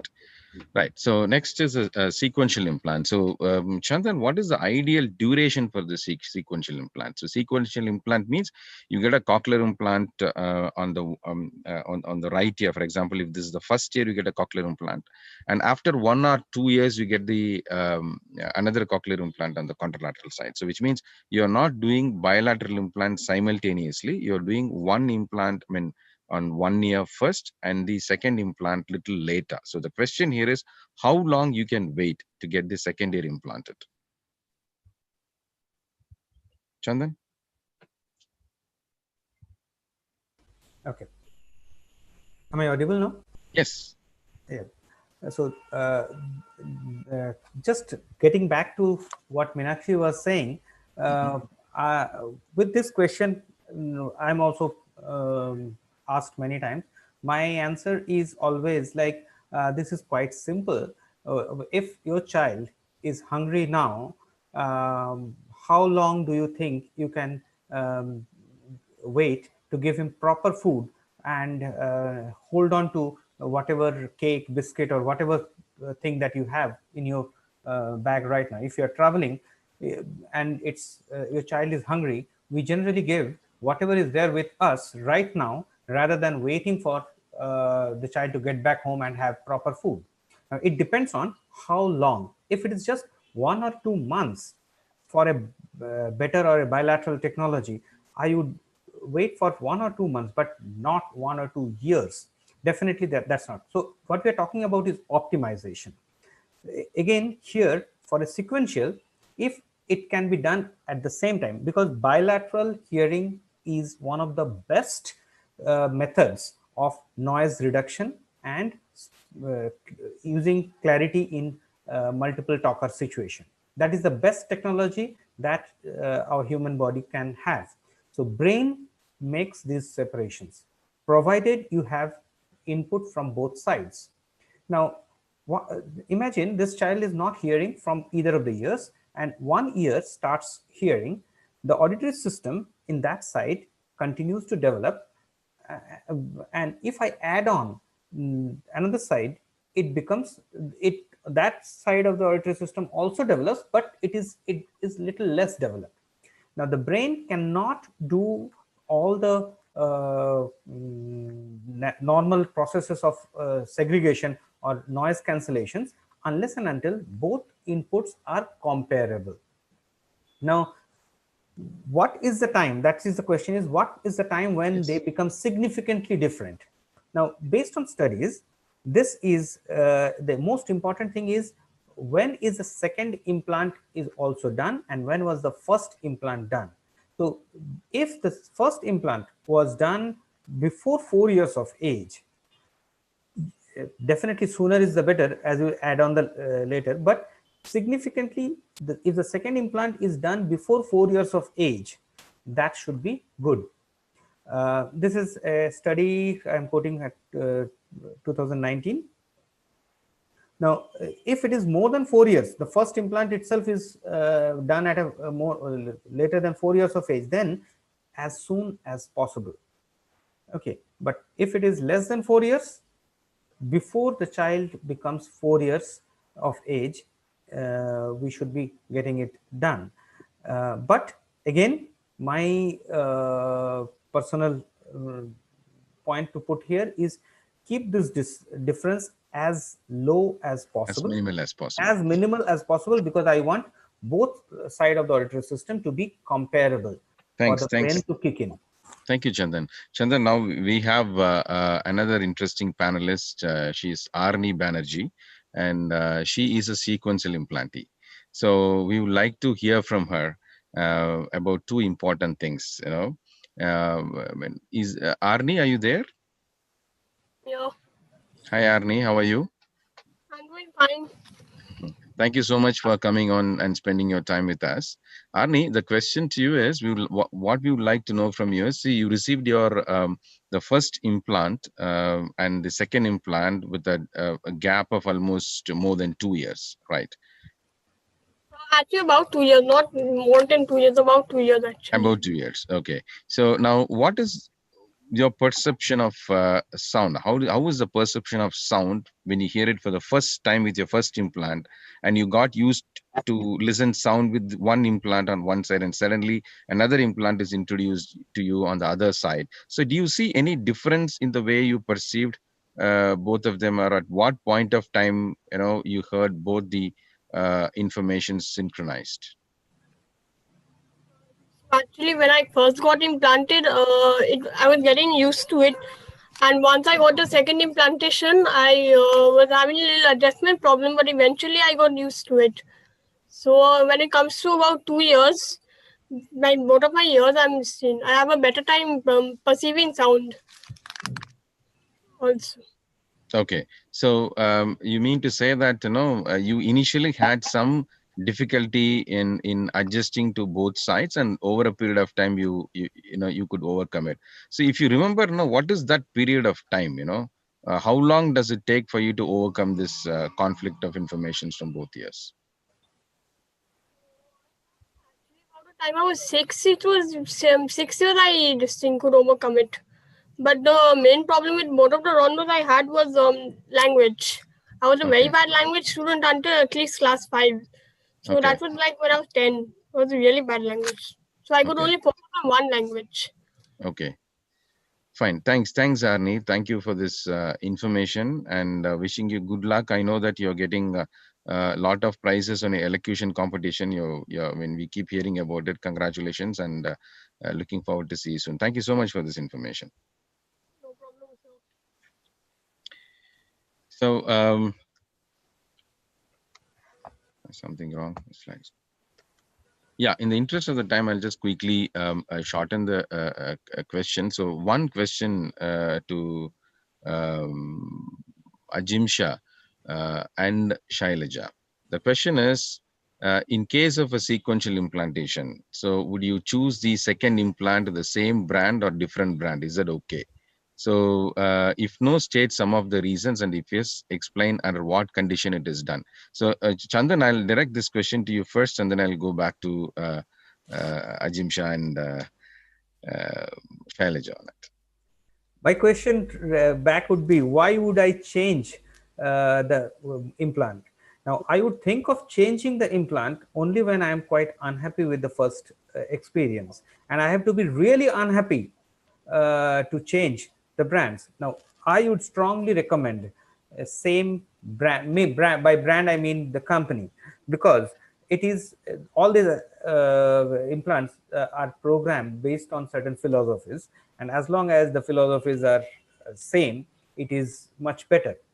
And second thing is also about the practicality of maintenance. Yes. Maintaining two companies things like accessories and all is very difficult, and I believe unless and until I made my first choice really wrong, I would not like to change the second side's implant. Okay, this is with respect to the brand. So within the same brand, for example, there are new technologies coming in with respect to the internal device. We have different types of electrodes, different types of electrode positioning. So Ajimsha, what is your take on that? Somebody who's received the first implant with a little older version of your technology and wants to go for a different version of the technology. So do you recommend to go for the higher one, or do you still recommend to go for the same model, or does it make any difference in terms of perception?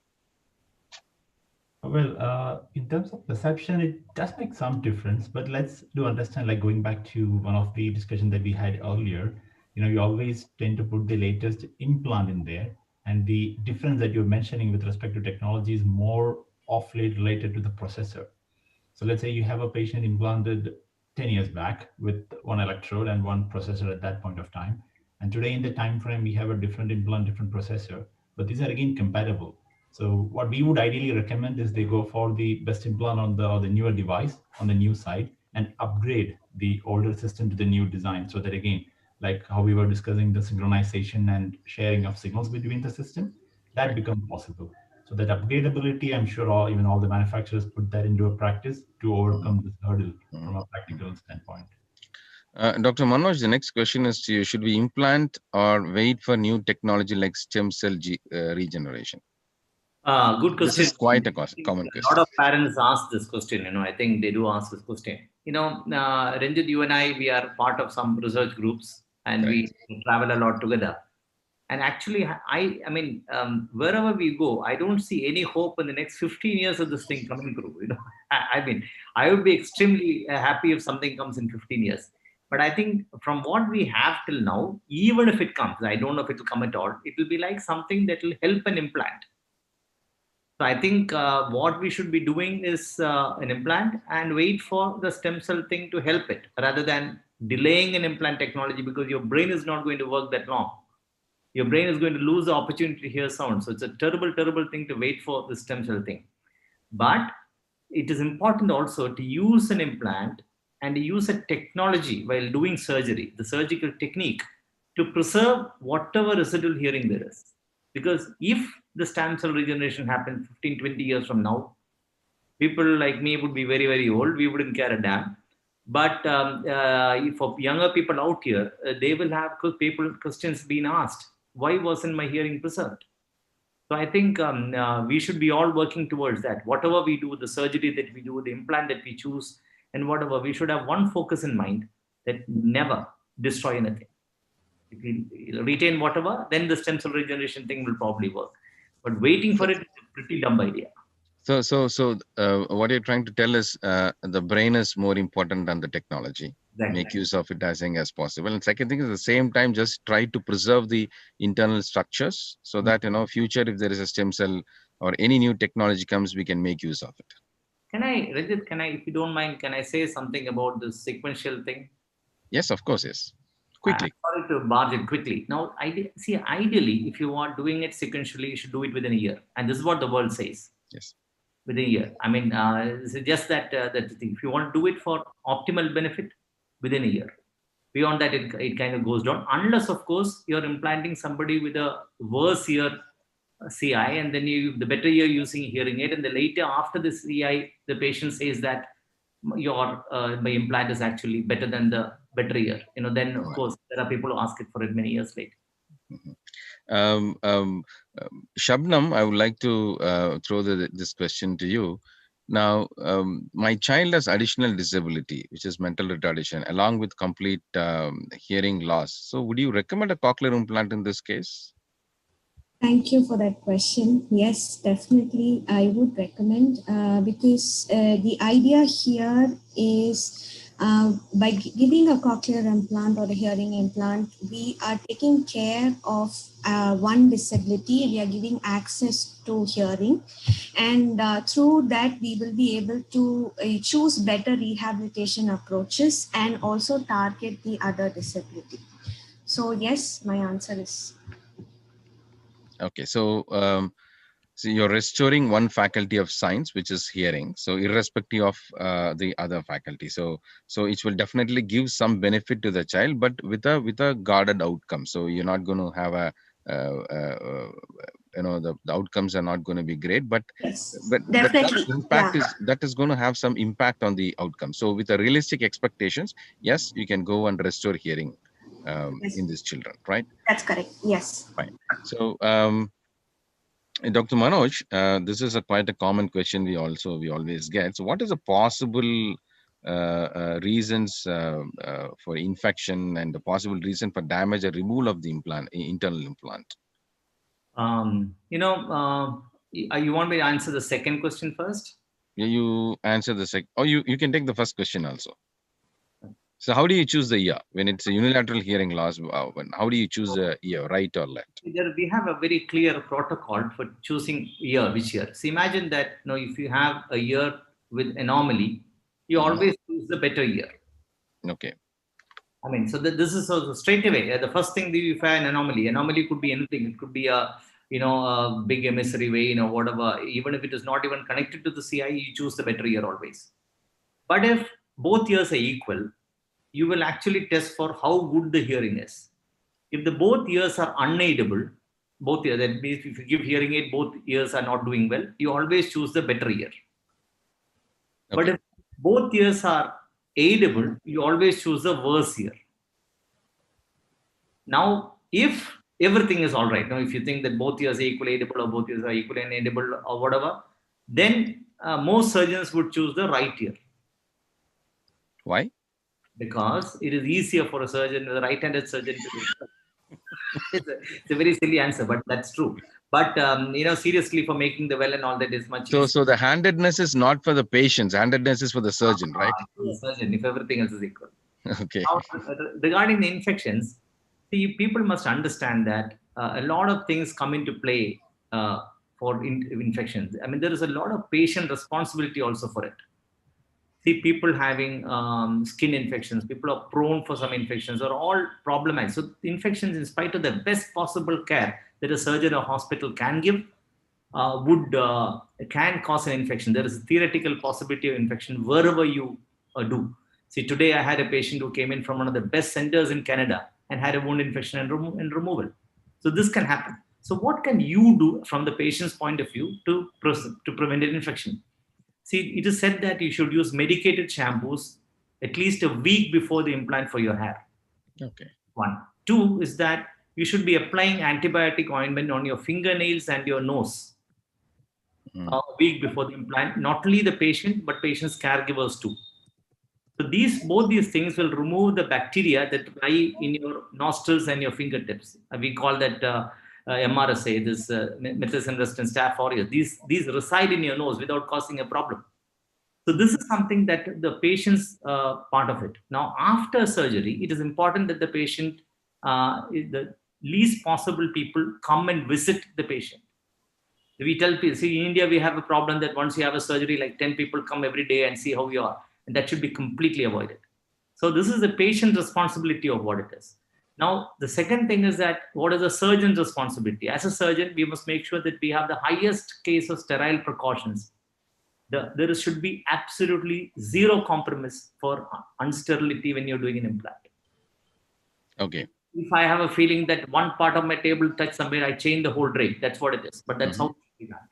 Thirdly, from the point of view of the habilitations, what does the habilitations do? He or she who is giving therapy to the child, or an audiologist who is programming the child, for every visit should look at the wound and see if it is healthy or not. Because some infections can be treated if they are not too bad. So when for infections in surgery, so there has to be a patient responsibility, a surgeon responsibility, and an audiologist habilitation responsibility. But things will happen in all these things. So if it happens, it depends whether a surgeon would make an attempt to correct it, but sometimes it doesn't. So we'll have to remove the implant, wait for it to heal, and do it at a later point of time. All right. Thank you, Manoj, for a very elaborative information on that. Very, very, very useful. Even for me, I'm hearing some of the points for the first time. Thank you so much. Very good. Thank you. And we'll go to post-operative. So now post-operative is very, very important. So far, what we have been discussing is pre-operative and selection of the device and candidacy and decision making in CA. But post-operative is definitely the most important part of the cochlear implant program. Now, mapping is one terminology which all the patients and here and all the fresh graduates of audiology and the students of audiology keep on hearing. In 2 lines, Chandan, can you explain what mapping is? Just 2 lines. Very simple. Mapping is basically, as the word says, estimating the lowest point, the lowest charge or electrical current required, and the highest charge that the person can tolerate, and mapping the whole sounds in this boundary. So it's basically like drawing India on a piece of paper. When I do that, I need to know the dimensions of India and the dimensions of the paper. So here in mapping, what we do is basically measure the least amount of sound, that is least amount of electric current that is required to make a sound, and the maximum that the person can tolerate, and that the algorithm is set to represent the whole of sound in that electrical field. Okay. Meenakshi, how important is mapping? Yeah, before very briefly and very simply. Just what Chandan said, that what we are trying to do is we put a limit, the lowest and the highest, and trying to fit all the sounds in that, the range, dynamic range it is called. And it is really important in the beginning that we are trying, because we are trying to set the responses and there are changes happening in our internal system. So it is important, but it's not that important that we keep doing mapping every month throughout. So there is a standard protocol which we need to follow. We need to check the responses, and once the response change, we need to keep evaluating the auditory skills of the child over the period of time, and whenever required we go for mapping. In simple terms, initially it is required more often, but once the level set, there's not much of a change, then it can be done on the need basis. Okay, so mapping is setting the electrical boundaries, because initially we said, cochlear implant is a device which gives convert the sound into electrical signals. But mapping is nothing but setting the boundaries for the stimulation, so which will determine the soft and the loud sounds. So anything between the soft and loud sounds are represented within this range. And this is very essential, and this has to be done from time to time, and you may have different protocols and depending on the case by case basis to do it. And in fact, mapping is also important to do it at least to check the levels at least once a year after 1 or 2 years of implantation as well. Can I just add here? We even need mapping to even check the internal functioning of the internal system, not just to check the levels, even the electrodes and everything. The mapping is required on a regular basis to check the functioning of the electrodes as well. Okay, thank you. Yeah. So now we'll move on to the rehabilitation. Rashmi, can you explain what do you mean by rehabilitation in cochlear implant in a very, very simple terms? Because rehabilitation is a very broad name. You know, in rehabilitation in cochlear implants, what exactly you're trying to do? Rehabilitation actually encompasses a whole lot of things because you are just giving an instrument to a child or an adult. How well that is going to be used or is going to be integrated into day-to-day life, and what are the functional outcomes is going to be decided by how good the rehabilitation is. The rehabilitation doesn't only mean that we are going to be working on listening skills, speech and language outcomes. That's not the only thing that we are working at. We're working on communication, we're working on cognitive skills, we are working on early literacy skills, we are working on the educational outcomes. So basically, we're trying to train the brain because, like all of us have been talking about, that the implant is only going to provide the sound. How well it's going to be understood by the child's brain, we are trying to develop a brain library. So how well that happens will totally depend on the rehabilitation. And that's why rehabilitation is absolutely important. That is the major step. It will vary over a period of time. It's not that we are only going to have a magic figure of, let's say, a 1 year or 1.5 years. Rehabilitation does not end at 1 year, 2 years, 3 years. We have to look at long-term outcomes, and at every stage there'll be different things that we would be working upon. But rehabilitation is basically done so that the child will be able to achieve his maximum potential, and the therapist would be there to help the child every step of the way. So rehabilitation is basically a method of training these children to learn to listen to the sounds. So with implants, they hear sounds, but listening is a skill. So you train them to develop the skill of listening, and using that particular skill of listening, so you convert that acoustic, the sound, to a meaningful information, and then you help them to make use of the meaningful information to communicate orally. So this is what exactly you're trying to do with cochlear implant. So, and this is very, very important, because at the end of the day, every parent wants their children to speak, not just to hear. So I think now having said that, Rashmi, so when do we have to start this rehabilitation, and when do we have to end this rehabilitation? Rehabilitation has to begin at the very beginning. In fact, I wanted to step in when you were talking about candidacy also. And I really wanted to talk about pre-implant therapy also. Because when we are talking about candidacy and we're talking about, you cannot just decide on an aided audiogram. And I think rightly all my colleagues have mentioned that only the aided audiogram is not going to give you information. What you need to look at is communicative intent. You need to see whether the child is having pre-linguistic skills, whether the child is able to pay attention to sound. It's not only the listening skills that we are looking for. So communicative intent is very important to be evaluated. So that would actually even happen in pre-implant therapy. So as soon as a child is wearing a hearing aid, as soon as the child is fitted with the hearing aid, you will have to start therapy, and therapy should start immediately. Even during, and the same thing goes with the cochlear implant. So hopefully the child has already been attending therapy, even pre-implant and post-implant. Immediately after the switch on, therapy has to continue. So there is no gap, and the therapy has to be there all the time. And when do you think that, because initially you said there is no end to therapy, but somewhere we need to put an end. So we can't be having the child.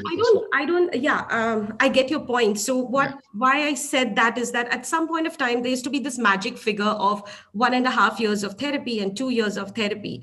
That's something that I think we all need to graduate from what our understanding is with that many years of experience. We do know that these children, I understand they don't need regular therapy. I'm not saying that once I see a child, I'm going to see them every week, twice a week for the next 10 years of his or her life. That's not what I meant. What I meant was that even if it's a child, let's say, let's divide it up to make it much more easier. If a child is implanted at, let's say, 1 year of age, we might see that this child might require therapy for, if there are no other additional issues, maybe for 1.5 years or so. really intensive therapy. Post that, we might just make it once a week, and then slowly we will try to phase out therapy. But what I do recommend is that they still are in touch with their center. They are still in touch with their therapist, because they will have different issues at different point of time. Sometimes we've seen these children really do well in therapy. They've reached a certain level. They are talking in sentences, but then they have issues when they go to school, when they're advanced listening skills that are required, when there's advanced language that's bombarded at them in school. They find difficulty when there is mathematics that is being taught to them, or when questions are asked in very in roundabout manner. That's the time they start having problems. At that point of time, they need to come back to a therapist. So maybe really intensive therapy might be 2 to 3 years post implant, but post that they will still have to be in touch with the therapist, and they might just need maybe sessions over the summer vacations, or whenever they feel they need any help. So but if they are older children, if they have been implanted at a later age, I see that this therapy period will be much more longer. Again, because it's not only speech and language that we're working on. All my therapy colleagues would agree with me, my rehabilitationist colleagues, that it's not only speech and language skills, it's communication, it's cognition, it's a whole, the early literacy skills. There's a lot of things that we need to be working upon. Hence, it will be much more longer in that case. Rashmi, thank you so much for this good explanation. But just a quick question. So, okay, when you say that at least 2 to 3 years of therapy is required, so if I give you 2 children, one child is implanted by the age of 6 months, another child is implanted by the age of 1 year, 1 year, 2 months. Do you still think both of them need this 2 years of? No. At the age of 6 months, probably not. If again the child has no other issues, it's not going to take, because you have to look at what we talked about in the beginning, that the gap that we have to be filling is going to be much more lesser, because the child's chronological age is just 6 months. Maybe the language age is also probably just going to be 2 or 3 months. So the gap that we have to fill is probably not a lot. So that child, I don't see even probably needing maybe a 1 year of therapy. But then again, it does depend. We will have to wait till the child is at the same level as normal hearing peers, or maybe doing a little better than them, so that when he starts going to school, he's going to be able to manage much more better. But yes, a child who's at 6 months of age implanted is probably not going to require that much of therapy. So yes, it totally depends on age of implantation, associated issues, bilateral implant, unilateral implant. There are a whole lot of factors. Again, a child implanted at 1 year, we have a lot of babies who are implanted at 11 months. To be very frank, we are seeing them really intensively only for a year. And post that, we are seeing them every 2 months or so. And then we just phase out therapy. And then they come every 6 months for a formal speech and language evaluation. Excellent. And Rashmi, now, in case of sequential implant, okay, when they get the second implant done, so do you still have to, they still have to undergo some therapy or training, or what kind of rehabilitation module you have when they have to go for a sequential? Because this is quite a common question from the patients when they want to go for the second side. Do you still have to stay for 1 year and undergo training? Because that's going to drain a lot of money if the patient is not from the same city. So yeah, you're absolutely right. This is the most common question that we have. Again, it depends on what age the child is going in. Again, the duration, the gap between the 2 years. So if the gap has been a lot more, and if the child has not been wearing hearing aid on the contralateral side and has not been hearing at all, and from that side, they will require a little longer therapy. Again, we have to understand that probably this child has achieved speech and language skills, is probably, hopefully, age appropriate in terms of language development, but still needs to be trained to be hearing and to be working on listening skills. When we talk about speech and language outcomes, we also need to understand that when we're talking about sequential, or when we're talking about bilateral implants, the listening effort is a lot more less. These children, when they're trying to listen with 1 year, they have to put in so much of an effort, and that kind of sometimes does cause behavioral issues. So I really feel that when they do go in for a sequential implant, it's yes that they are hearing louder. I understand all the bilateral synchronization, everything happens, but the listening effort also goes down a little bit. And that, in fact, helps them in their education. So yes, they definitely need therapy and they have to undergo rehabilitation protocol. Again, might not be as stringent as the first time around, especially if the child has already achieved speech and language outcomes. Then it will be mostly for listening skills. Again, the issue happens is if the child is a little older. We've had a child who was implanted the first at about 2 years, and she was doing extremely well till the age of 4.5. She went to school. They realized that she's having problems when hearing from the opposite side and got implanted at the age of about 7 years. That's where the problem came in, because she was thoroughly dependent. She had 1 year, which was where she was dependent on, and then we had to make sure that she starts using the second year, which she was reluctant to do. So we had to really explain to her a lot. At that age, we had to make her a part of therapy and make her understand. So for her, the therapy was very, very different. So again, the age at which they're implanted becomes a major factor. So she, in fact, needed almost a year of therapy as compared to somebody who was implanted at the gap of just 6 or 7 months between the 2 years. Rashmi, do adults with postlingual hearing loss also require therapy after implantation? Yes, they do, definitely. That's something that we need to look at. We talk about how the penetration rate, and we say that, let's say the adults are almost 91% of people with hearing loss are adults, but the amount of adults that we see are implanted is actually less than 5 to 6% all over the world. It's not only in India, again, it's just all over the world. We have to understand, is it really related to outcomes? We aren't seeing the outcomes that well. And is that the reason why it affects the candidacy? Is that the reason why we see that we are not seeing more and more adults being implanted? So therapy definitely has to be a major part, even for an adult postlingual, whatever the duration of deafness. Sometimes the duration of deafness might be just 2 or 3 months. And then if they're implanted, well, maybe not more than 3 to 4 months of therapy. But anything beyond that, they definitely need therapy. And therapy involves a lot of things in adults: sensory management, device instruction, perceptual training, top down, bottom up, in the sense that there's a lot of things that need to be worked upon. And adults actually have a lot of concerns. They need to understand conversation. They need to understand telephone. They need to have distance hearing. So there are a lot more things that they need to be doing well enough. And again, the age of implantation, again, is a major factor for that. Excellent. So, Rashmi, it's very, very clear that therapy plays a major role in the outcome, and the duration of the therapy is variable with respect to the age at implantation and whether it's unilateral or bilateral or any additional disabilities. Very well done. And then also, you made a very important point that, even if it's a postlingual CI patients, the training is very important, because, there are a lot more to be trained in terms of improving their listening skills, which to transient and discrete sounds. Thank you so much, Rashmi.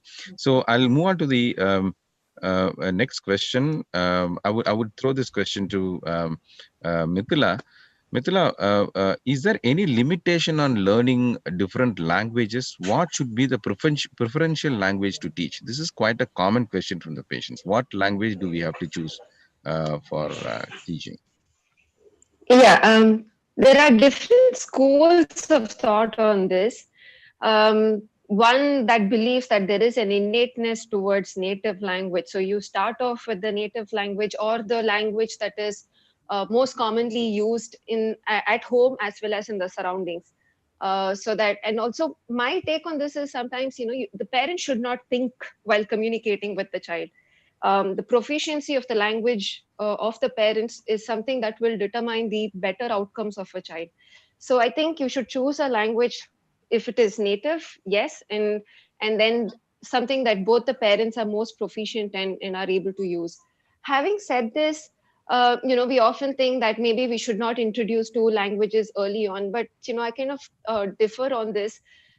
Because once we've established language rules, that is, once the child has got the basic communication skills, it's very easy to pick up another language very early on, as opposed to adults or older children picking up at a later time. And these days there's so much mixing of language. We use a lot of English words, even if we are speaking in our native language. Very commonly used objects: fan, car, bus. These are all used in English. I mean, and we don't alternate it with our native language words.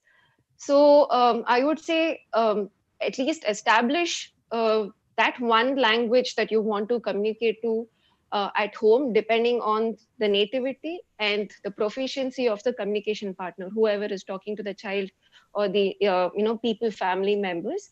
And then also introduce slowly the second or the third languages that you want to.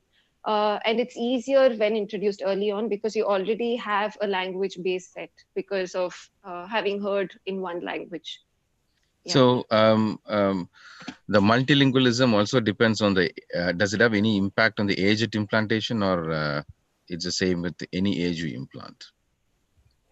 I mean, the earlier the better. So, which means that earlier we implant them, earlier we implant them, they have more chance of learning more languages than later. Yeah. Okay, fine. So, Rashmi, I'll come back to you again. So with respect to scholastic performance with cochlear implants, so we all know that at the end of the day, all our parents are more interested in putting the child and looking at their scholastic performance, how many marks they get in mathematics, science, and other stuff. So in a scenario where a child is developing little slow, right, and child is not performing very well in the school, where the school is putting a lot of pressure on the parents, we often see some of these cases in our life. So how do you rate it?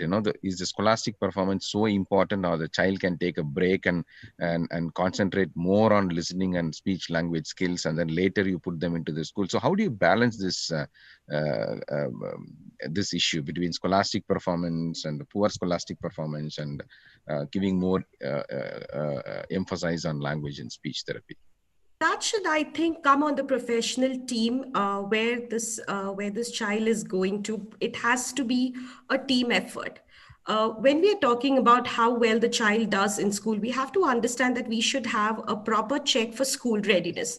We should have already evaluated this child in therapy, should have known whether this child will be able to manage in a normal school. Will the child require any help? So this should have happened at that moment itself. If we have been able to evaluate this during therapy, and then the child has gone on to school, it's okay to miss a year in the beginning itself. And if we feel that the child is not probably going to manage that particular standard, they can probably repeat a year, and then probably have a repetition of the year, and then they should be able to manage later. But it's a very, very difficult question to answer. We know that sometimes children do not have issues in the beginning, first 2 or 3 years of school, when there are not many demands, when there is no formal education per se. They tend to do better.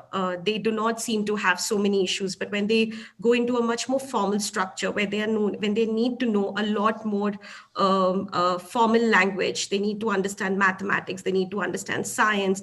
That's the time when the problem starts coming in. That's exactly the reason why we are saying that they need to be in contact with the centers, the speech and language pathologists, the education, the school will have to come up with a particular curriculum for that child, and they will have to manage it that way. But to be very frank, it's the most toughest question that all of us have to answer all the time. I don't think there's a clear answer for that. What I would say is that you need continuous monitoring. There could be a child who is implanted at the age of 2 years, doing extremely well in school till about 5 to 6 years, and then the child ends up having an issue. We would have to go and step in and help out the child. Maybe that child will do much more better. Or the other way around, a child who's implanted at 5 to 6 years of age, that child might have problems in school even in the beginning, and will probably need help right in the beginning of his school itself. Again, we have to impress when we ourselves are counseling, or we ourselves are talking to the parents. Let's look at the expectations of the parents. Is it only scholastic? It's also quality of life. We are working on quality of life for these children. So is it only scholastic? It's also quality of life. So we should, as professionals, understand that balance and probably talk about it in that way, but we need to be there for them all the time, and they will definitely need help. And that's why rehabilitation has to be a team effort. It's the occupational therapist, it's the education, it's the teachers, it's the parents, it's the therapist. Everybody has to work together all the time. They should actually have team meetings so that they can handle all the issues that the child is having.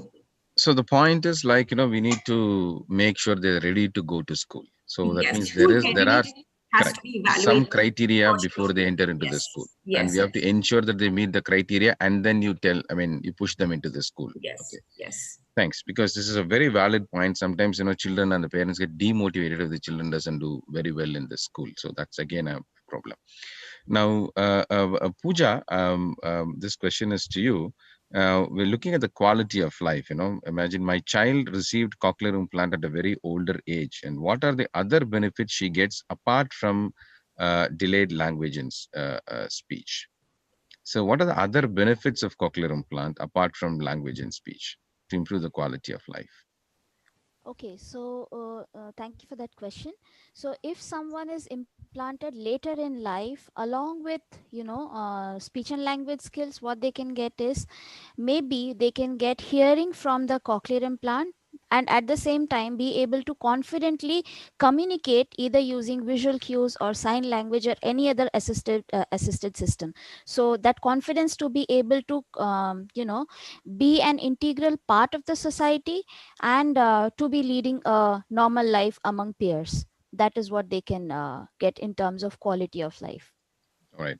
So at the end of the day, it is just not language and speech. You'll also have to work on a communication is more important Yes, yes, generally. absolutely. So and that's what you will highlight to the patients, right? Yes. The next is a very important thing, which is a care, maintenance, and upgrades. So I would like to shoot the questions to Shailaja and Ajimsha here. So what is the average maintenance cost of an external component, and do I need to change the internal implant? If so, how frequently we need to change? And is there any annual maintenance contract on the device, and what is covered under the same? What is covered under your warranty? I'm the AMC. Maybe Shailaja, you can start first. And yeah. So there is no specific like number you can put on it. It depends entirely on what component is basically you're looking at. yeah, but still there is an average maintenance component. So there is an average figure. We're not asking for an exact figures. There is always an average figure that you can estimate. You have the warranty to begin with any product that you go. The external components, like for example, if there is an issue with a cable or something like that, that would have a cost onto it. But otherwise, everything has a warranty. So I'll not be beyond able to put a warranty. specific. Beyond warranty. Let's put beyond warranty. About 3,000 After 3 rupees or years. something. Yeah. You mean 3,000 3,000 rupees per year is the average maintenance cost? 3 to 6,000, I would say. Okay. Ajimsha, But and apart from that, the batteries, if you're looking at a system that uses recurring expense in terms of the battery. But if, for example, it's an Rondo 2, it wouldn't have any recurring expense because there is no cable, there is no battery that you need to change, or you need to, so it'll be a rechargeable battery. So absolutely, there is nothing that you need to spend on it. Ajimsha, what's your opinion on this? Yeah, I have a slightly different opinion out here. When we look at the maintenance cost, that's one of the most recurring costs and most worrying even from the parent standpoint. At the warranty period, of course, we understand that the maintenance is really less, but what we or me personally, whenever I come across a patient or counsel one, would tell them that even at that time, at least open an account and put some money on your child's name just in case to maintain it. That's fine. That's fine, Ajimsha. The question is, what is the average maintenance cost per year post warranty? Average, just an arbitrary figure. It could be around 10 to 20,000, depends on how good they use the system. What if they lose the system? That's a completely different. No, losing. Okay, so if they don't lose the system beyond the warranty and they take care of it well, so what is the average cost? Because this is quite a common question that we encounter when we counsel a patient for cochlear implant. And this obviously varies from one company to another company, not to mention any company here. So in my own personal experience, I think an average of around 8 to 10,000 rupees is the average maintenance cost that they will have to wear. So it may vary between around 7 to 10,000 Ranjit, rupees. can I say something, Ranjit? Yes, Dr. Manoj. Yes. It's closer to 20,000, let me tell you. Maybe it's like, yeah, exactly. Yeah. So the older it Depend upon whatever company you choose, whatever. Okay. 20,000. See, I tell you what, you may not use 20,000 the second year or third year. Exactly. Fourth month, you will Over a period of time. Yeah. so cumulatively, if you don't put 25,000 rupees in your bank every year, you're going to be in really serious trouble. I agree. I totally agree with you. So the message is That's very true. clear. So it is not the cost that is incurred for implanting a device. There is also cost for maintaining hearing. Okay, the cost for maintaining hearing is an average of around, as per, it varies, but the maximum is, let's say, around 20 to 25,000 rupees per year. That's very important to maintain it. So give and take with respect to the technology and the brand and all those things. And Now, do you have any AMCs in this case? Because you know that vast majority of the patients in India will not be able to afford that much amount of money every year. We know that, but at the same time, both the industry and the clinic, as well as the society, has got a lot of responsibility on it. So, do you have any AMC from the company side, or is there any AMC from any other insurance company side, as per the knowledge of the companies? So, Ajimsha, do you have any AMC from AB on the devices? AMC as such, but we didn't have a tie-up with an insurance company in the beginning, just to support these patients in the case of drastic events like physical damage or losing the system, even after warranty. But they were not interested to continue that insurance policy from the insurance provider because of the low number of people opting for such an insurance. From that standpoint, it was really not really taken into consideration in that aspect. But then we also do have the AMC, or the other one called as a flat fee repair. For example, after the warranty period ends, if the processor fails, we can ask them to pay another 3 or 4 lakhs just to get a replacement of the processor. So we do have something like an inbuilt system called a flat fee repair. We charge around 50K or so in India, so that they get a repaired processor back to them. And again, we don't repair, we just replace this with a brand new processor for the patient. So, and this is for once, or if they pay for 1 year 50,000 rupees, you change it once or multiple times, or how does it work? Now, the change the processor carries another 6-month warranty to it. So in that 6-month time, a number of times it replaces. Obviously, I didn't mean losing or physical damage. Exactly, that's understood. Get it replaced. So that has an inbuilt 6-month warranty for that repaired processor. Shailaja, how about in Medal? Do you have AMC? Can you hear me? Yeah. Yes, So we yes. don't have any we don't have any tie-up with any insurance or anything. There is no insurance in the industry specifically at this moment that is supporting this kind of an AMC. But having said that, certain NGOs, certain funding, certain governments are also funding already for spares and these kind of costs. They have started to do that. But otherwise, annual like AMC, you would require about 50,000, I would believe. But we don't have anything specific like that.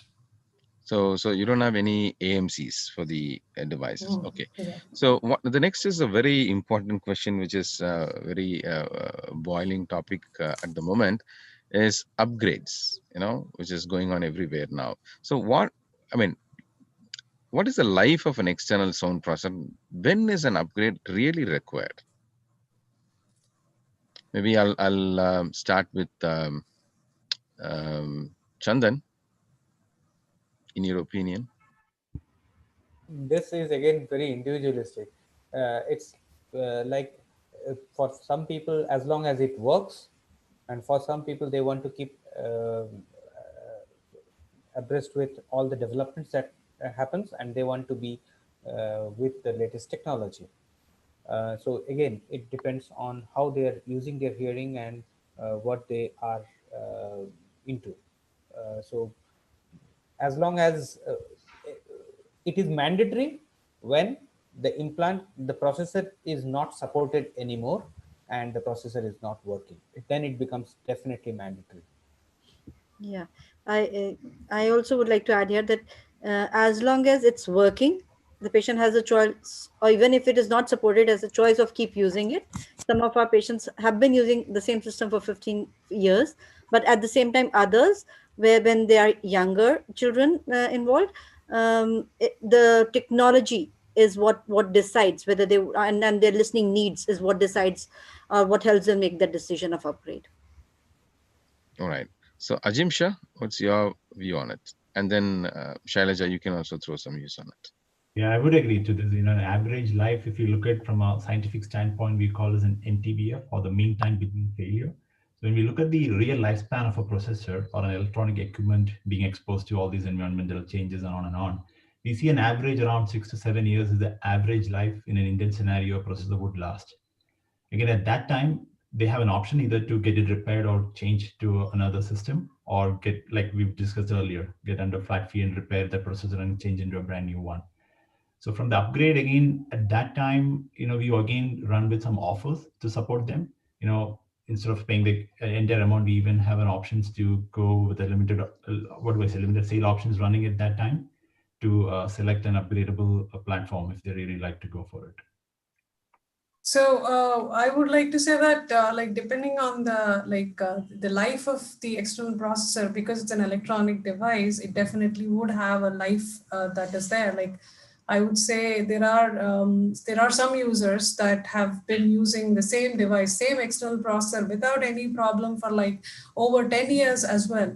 Having said that, having the compatibility with the internal implant, how much ever the older the internal implant is, if you have the compatibility with whatever technology is coming in future, why not? Like if like everybody would want to take advantage of what new technology is coming. So if you have made it ease, like, you know, somebody with the processor that is very old now have seen that what we have come up in the market with something like a rechargeable battery where you don't have any maintenance cost, why not go ahead with it when it is available? Having said that, it's entirely the patient's choice. Patient has to decide whether he wants to go ahead with it. Our job is to explain it to them. And even research indicates that if you upgrade from an older technology in terms of the processor to a newer technology, there is an advantage later. There is a benefit that is shown even in terms of subjective benefit from the patient side. So, Ranjit, can I add a yes, madam. Yes, madam. So this upgradation has become like a necessity, but parents should also know that, you know, to if the life of the processor is prolonged, and that requires utmost care. So nobody takes the care of, you know, wiping it every day and simple things like that, and which makes the implant processor, I mean the processor, a very costly item to maintain. So if they do take care, then it lasts for several years. And mostly our experience has been that for boys, it lasts less because I think they play a lot, and, you know, sweat gets inside. But the utmost care if parents take, you can prolong the life of the processor. Got the point, ma'am. Yeah, you're trying to say that this is, don't see this as a device, see this as a ear, right? Yeah. The care that you take for your ear, nose, and eyes, put the same care for those things. So if you take care of the device well, it will work for a longer time. And upgrade is only based on the necessity. So if there is a necessity for them to upgrade, they can upgrade. If they don't feel there is no necessity, they can go ahead. There is no compulsion on upgrade, or it's not like only if you upgrade, it's not you're going to do perform very well. So there's no compulsion on that. Thank you, ma'am. Thank you for that message. Thanks, everyone. I just want to point out the time. Actually, yeah, that's what I'm telling you. We have less time, so I'll go ahead.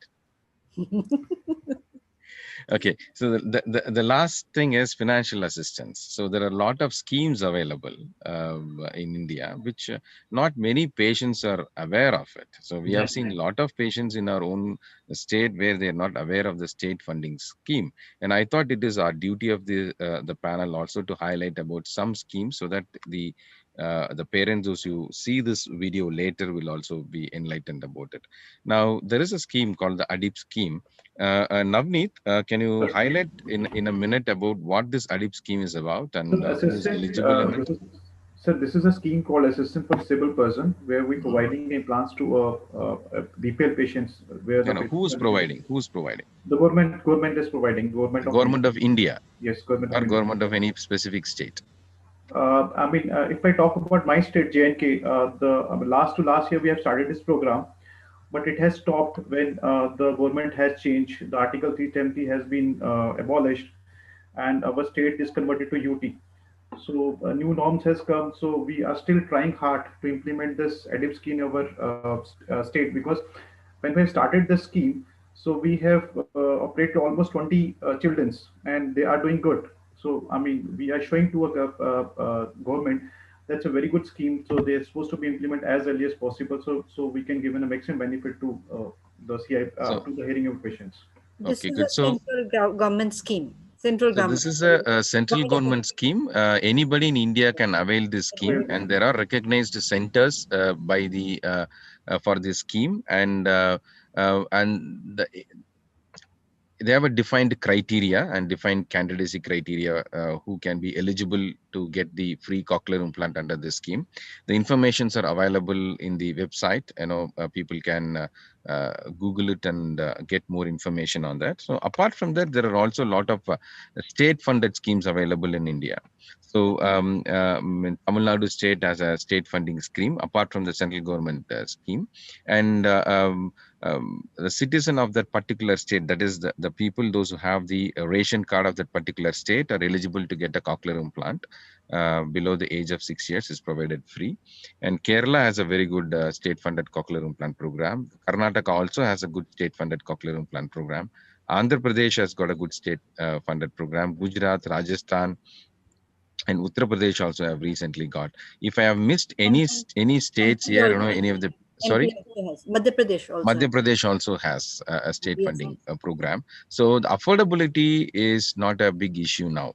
So it is only the most important thing is, identifying the children at a very young age is something very, very important, because even if you get a cochlear implant under the state funding, if they're not implanted at a very young age, the outcomes are not going to be really great, which we have listened to the panelists for the last 2 hours. And at the same time,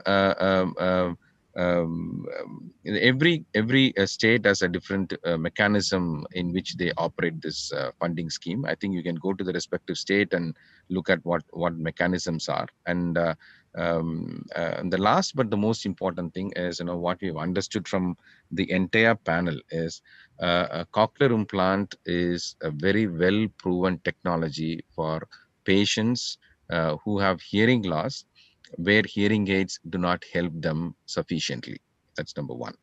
And of course, there are a lot of factors that can influence the outcome, but one of the most important factor which will contribute for very good outcome is age at implantation, whether it's a laterality, whether it's unilateral or bilateral, and rehabilitation. These are the three major factors that contribute for the outcome. The choice of the device is not a, though it contributes, but it's not a very major factor when it contributes to the outcome. So the point here is, today India is in a better position where affordability, even though the affordability is poor, there is a lot of possibility where they can get funding for cochlear implants, both the state and the central government. But what is lacking today is the awareness of early identification. And the second most important thing, what is lacking today is, after they receive cochlear implant, proper training. That is very important. So these are the two major factors that we need to highlight at this point of time. So early identification and post-implant rehabilitation is something which is very, very important, the need of the hour. But implant is definitely available. So with this information, thank you very much. And I would like to thank all the panelists for staying for almost more than 2 hours. And I'm 10 minutes beyond my schedule, because the first 10 minutes is taken over by the ISHA office. So I wouldn't account it in my thing. So thank you very much. Thanks, Dr. Manoj, for taking your time. And I know Dr. Sunil couldn't join, but you compensated him very well. And I would like to thank all the companies, clinicians from the companies, and also thank the companies for sponsoring it. Madhuri Madam, Chandan, Navneet, Shailaja, Ajim Shah, Pooja, Shabnam, and Mithila, Rashmi. Thank you so much, and I wish everyone a very wonderful evening. I hope this and this panel would have given a very simple way of explaining about cochlear implants, the need, the why, when, how, and who. Thank you very much. And We'd also like to thank the Arnie and Sanvi's family yes, also. thank you, Arnie and Sanvi. Thank you very much for joining us. Thank you. And thank you, everyone. Thank you. Thank you. Thank you, Professor Ranjit. And you did my job a little easier, thanking all the panelists by name. From our end, again, I once again thank all the panelists. We have a concluding remarks from our chairperson, public relations and licensing, Mr. Nayaka. Mr. Nayaka, sir. Thank you, sir. Good evening, everybody. Good evening, sir. For centuries, people believed that only a miracle could restore hearing to the hearing impaired. But microprocessor chips and digital technologies have offered different types and levels of hearing solution over the last few decades, enabling better hearing and hence better quality of life. One of the latest options to restore hearing for severe to profound hearing impaired person is cochlear implant. In fact, for children born with profound hearing loss, it has turned out to be a great boon. I'm sure you all enjoyed the session. Today's discussion has given us a lot of information about what is cochlear implant, why it is done, who can undergo it, how it is done, and when it is done, etc. On behalf of Executive Committee of Indian Speech and Hearing Association, I thank Professor Ranjit Rajeswaran for his scintillating ideas, deep insight, and of course for moderating today's session. My special thanks to Dr. Madhuri Gore, a pioneer in cochlear implant rehabilitation, for taking part in today's discussion and making the session even more enriching experience. It's my pleasure to thank all the wonderful multidisciplinary panelists, Ms. Meenakshi Vadera, Dr. Manoj, Ms. Rashmi Deshpande, Mr. Chandan Shah, Dr. Navneet, Ms. Sailaja, Dr. Ajim Shah, Ms. Pooja Bera, Ms. Mithila, and Ms. Sabna Fatima for taking time out of their busy schedule and for the informative discourse. Thank you all once again. Good night. Good night, everyone. Thank you. Thank you. Good night. Thank you very much. Bye. Thank you. Good night. Thank you. Bye. Good Just night. before we conclude, just announcement about for tomorrow's presentation. Tomorrow's session is on aphasia rehabilitation. Please note the timing. It starts at 5, and we have a good, again, multidisciplinary panel for a discussion. And we all request you to pass on the information to your friends and come and join us for this session and share the knowledge. Thank you one and all, and good night. Good night, sir. Good night. Good night, Dr. Krishna. Night all. Can we leave? Yes. Yes, yes, ma'am. Yes, ma'am. Nice meeting you guys. Thank you. Bye-bye. Thank you, Dr. Bye, Manoj. bye, bye. Many questions have already been answered. Rashmi, I think we did. Yeah, I tried to answer some of them. Dr. Manoj also answered a lot of them. Yeah, I If tried we to had answer. any, we might get, and if we have the email IDs. If you have anything, yeah, Remy, I think there were certain questions that need to be answered in detail, especially about therapy and all. Can we stop live streaming before? Yeah, please do. Yeah, stop the live. Yeah. So some of the questions